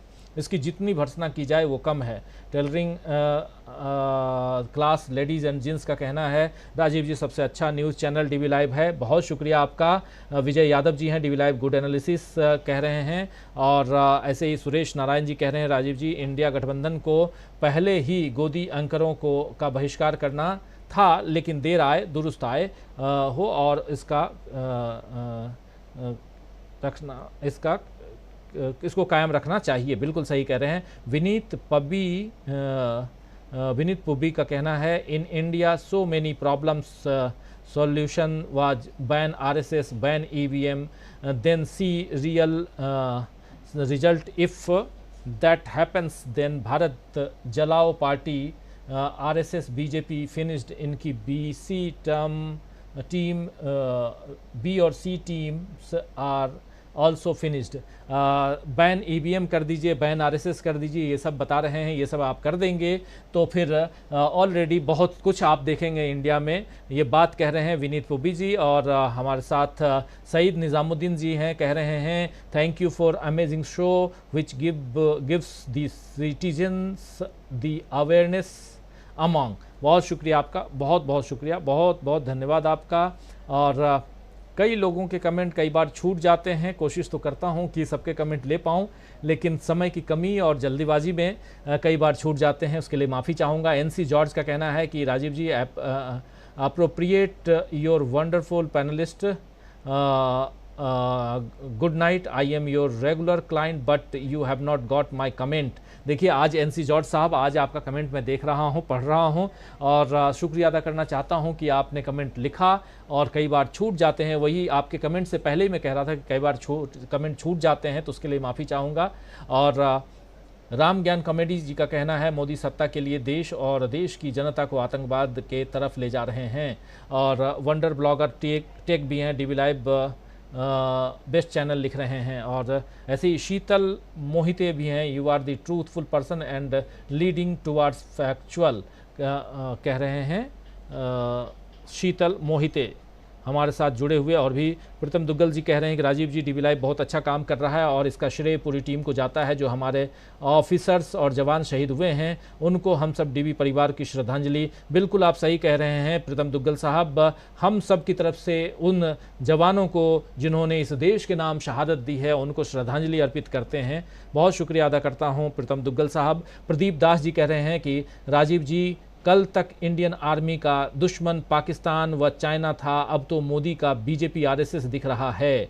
और ये प्रदीप दास जी का कहना है आपके इस बात में बहुत दम है, निहितार्थ है और इसके अर्थ को समझने की कोशिश करें बाकी लोग। पिंकी डेविड जी का कहना है please ask Indian alliance to boycott godi media. जी बिल्कुल, हम तो लगातार कह रहे हैं, लगातार। राम ज्ञान कॉमेडी जी का कहना है मोदी सत्ता के लिए देश और देश की जनता को आतंकवाद की तरफ ले जा रहे हैं। और हमारे साथ सोम प्रकाश सिकारवर भी हैं, PM go to jail after 2024 लिख रहे हैं। और अमरेंद्र आज़ाद कह रहे हैं मेरा सेना का एनकाउंटर होता है और मोदी एक ट्वीट नहीं करते हैं। जी बिल्कुल। एमओ साइमन भी हैं हमारे साथ, नॉट सीन एनी गोदी channel since many years except for NDTV that too stopped since Adani take over. Now I only rely upon your channel. और थैंक्स अलॉट। M.O. साइमन साहब, थैंक यू वेरी मच कि कम से कम भरोसा करने वाले लोग, अगर आप जैसे लोग हम पर फेथ करें, भरोसा करें, विश्वास करें, तो इससे बेहतर और क्या हो सकता है। और मैं वादा करता हूं, अपने चैनल की तरफ से वादा करता हूं कि आप लोगों के भरोसे पर हम हमेशा खरे उतरेंगे, कभी भी आप लोगों के विश्वास को, आपके फेथ को, आपके भरोसे को कभी नहीं तोड़ेंगे, ये वादा ज़रूर करता हूँ। और प्रमोद कुमार जी कह रहे हैं, राजू जी आपको बहुत बहुत धन्यवाद, EVM होंडा के इन्वर्टर से डलवा जी। और विनोद सिंह साहब कह रहे हैं, गोदी मीडिया का बहिष्कार। अच्छा राजीव सर, आप DB live debate one man army पूरी टीम। विनोद सिंह साहब बहुत बहुत धन्यवाद आपको। मोहम्मद अनुराग अंसारी साहब कह रहे हैं कि वाराणसी कैंट पे ब्रिज में 19 लोग मर गए और मोदी हेडक्वार्टर में जीत का जश्न मना रहे थे, तभी वाराणसी PM का लोकसभा है। जी बिल्कुल, वाराणसी PM का लोकसभा है और वहाँ जो कुछ हुआ उसके बारे में बता रहे हैं। और राजेंद्र बंसोड़े साहब कह रहे हैं कि इंडिया गठबंधन का बहुत बड़ा फैसला है, गोदी मीडिया को बायकॉट करके 4th पिलर रेडी हो रहा है। गुड नाइट आपको भी। और मयंक शर्मा साहब कह रहे हैं, बहुत खूब लपेटा है गोदी एंकरों को, ऐसे कलाकार को देखने सुनने में आनंद आता है जो सच्चाई का बखान दमदारी से करते हैं। रमेश पारेख एक्सलेंट परफॉर्मेंस लिख रहे हैं, बहुत शुक्रिया रमेश पारेख जी। और मोहम्मद एजाज भी हैं, DSTG लिख रहे हैं। नरेंद्र गोस्वामी जी कह रहे हैं, DB लाइव को 50 लाख के ऊपर ले जाना है और इंडिया की सरकार बनाना है। नरेंद्र गोस्वामी जी बहुत बहुत शुक्रिया, आपके मुंह में घी शक्कर। और जल्दी से जल्दी पहले 4 मिलियन पहुंचाइए, उसके बाद 5 मिलियन की तरफ जाएं और इसकी ज़रूरत भी है। और राजीव गुलाटी जी कह रहे हैं, राजीव जी दूसरे पैनलिस्ट को भी लाया करिए, जैसे रवीश कुमार, अभय दुबे और अशोक वानखेड़े, उनकी राय भी सुननी चाहिए। जी बिल्कुल कोशिश करेंगे, अगर वो लोग आते हैं तो बिल्कुल कोशिश करूँगा। अभय दुबे साहब का एक 1-to-1 अभी बुशरा खानम जी ने पहले किया था, आपने शायद देखा हो। और अभय दुबे जी बीच बीच में हमारे यहाँ आते जाते रहेंगे। और रवीश कुमार जी कहीं भी नहीं जाते हैं, इसलिए मुश्किल है रवीश कुमार जी को लाना, बट अशोक वानखेड़े जी से ज़रूर बात करूंगा, वादा करता हूं। और राजीव गुलाटी जी बहुत सही सलाह, सही सजेशन है आपका। और राम जतन मौर्य हैं, बहुत पहले गोदी मीडिया का बहिष्कार कर देना चाहिए था, लिख रहे हैं। विजय यादव जी हैं, प्रधानमंत्री नरेंद्र मोदी को कुर्सी की चिंता है, शहीदों के बारे में एक शब्द भी नहीं। यासीन अंसारी जी हैं। और ऐसे ही लेटेस्ट न्यूज़ सुधीर चौधरी के बारे में पूछ रहे हैं, नहीं अभी कोई न्यूज़ नहीं है और कोई गिरफ्तारी नहीं है। शिवराज सिंह यादव जी हैं हमारे साथ, AK कंपनी हमारे साथ हैं, राजन बंसोड़े हैं हमारे साथ में, अशोक कुमार ज्वालामुखी कांगड़ा हिमाचल प्रदेश से गुड नाइट कह रहे हैं। तो दोस्तों अब मैं भी गुड नाइट कहने के लिए तैयार हूँ, इस कार्यक्रम को अब समाप्त करने की इजाज़त चाहता हूँ और कल शाम 7 बजे फिर हाजिर होऊंगा न्यूज़ पॉइंट लेकर। उसके अलावा दिन में 12 से 1 के बीच कभी भी खबरों के हिसाब से ब्रेकिंग न्यूज़ लेकर ज़रूर आपके बीच आऊँगा। तब तक जुड़े रहिए हमारे साथ और देखते रहिए DB लाइव। बहुत बहुत धन्यवाद। MD पंत साहब कह रहे हैं, राजीव जी जो पत्रकार बोलते हैं उनको मैं बड़े स्क्रीन पर दिखाएं। और हरीश थापियाल जी भी हैं और दिनेश जोशी जी भी हैं, बहुत सारे साथी हैं। लेकिन इस कार्यक्रम को अब समाप्त करने की इजाज़त चाहता हूं। बहुत बहुत शुक्रिया अदा करता हूं, बहुत बहुत धन्यवाद देता हूं। आप लोगों के कमेंट अगर नहीं पढ़ पाया हूं तो माफ़ी चाहूँगा, कल कोशिश ज़रूर करूँगा। लेकिन आप लोग आइए, जुड़िए, प्रोग्राम पसंद आता हो तो अपने दोस्तों, साथियों, परिवारजनों के बीच, शुभचिंतक जो भी हैं, जो एक विचार के लोग हैं, उनके बीच ज़्यादा से ज़्यादा इस चैनल को, इसके लिंक को शेयर कीजिए। हमारा, आपका, हम सब का परिवार बड़ा परिवार बने और ज़्यादा से ज़्यादा लोग हम सब एक साथ जुड़ के रहें, एक साथ मिल के रहें। मोहब्बत की दुकान सजानी है, इसकी ज़रूरत है। नफरत को दूर भगाने में मदद कीजिए और ज़्यादा कुछ नहीं। नफरत बिल्कुल हटाना है और इसके लिए आपको, हमको, सबको DB लाइव को आगे बढ़ाना है। बहुत बहुत शुक्रिया दोस्तों, नमस्कार, गुड नाइट, शुभ रात्रि, शब बखैर।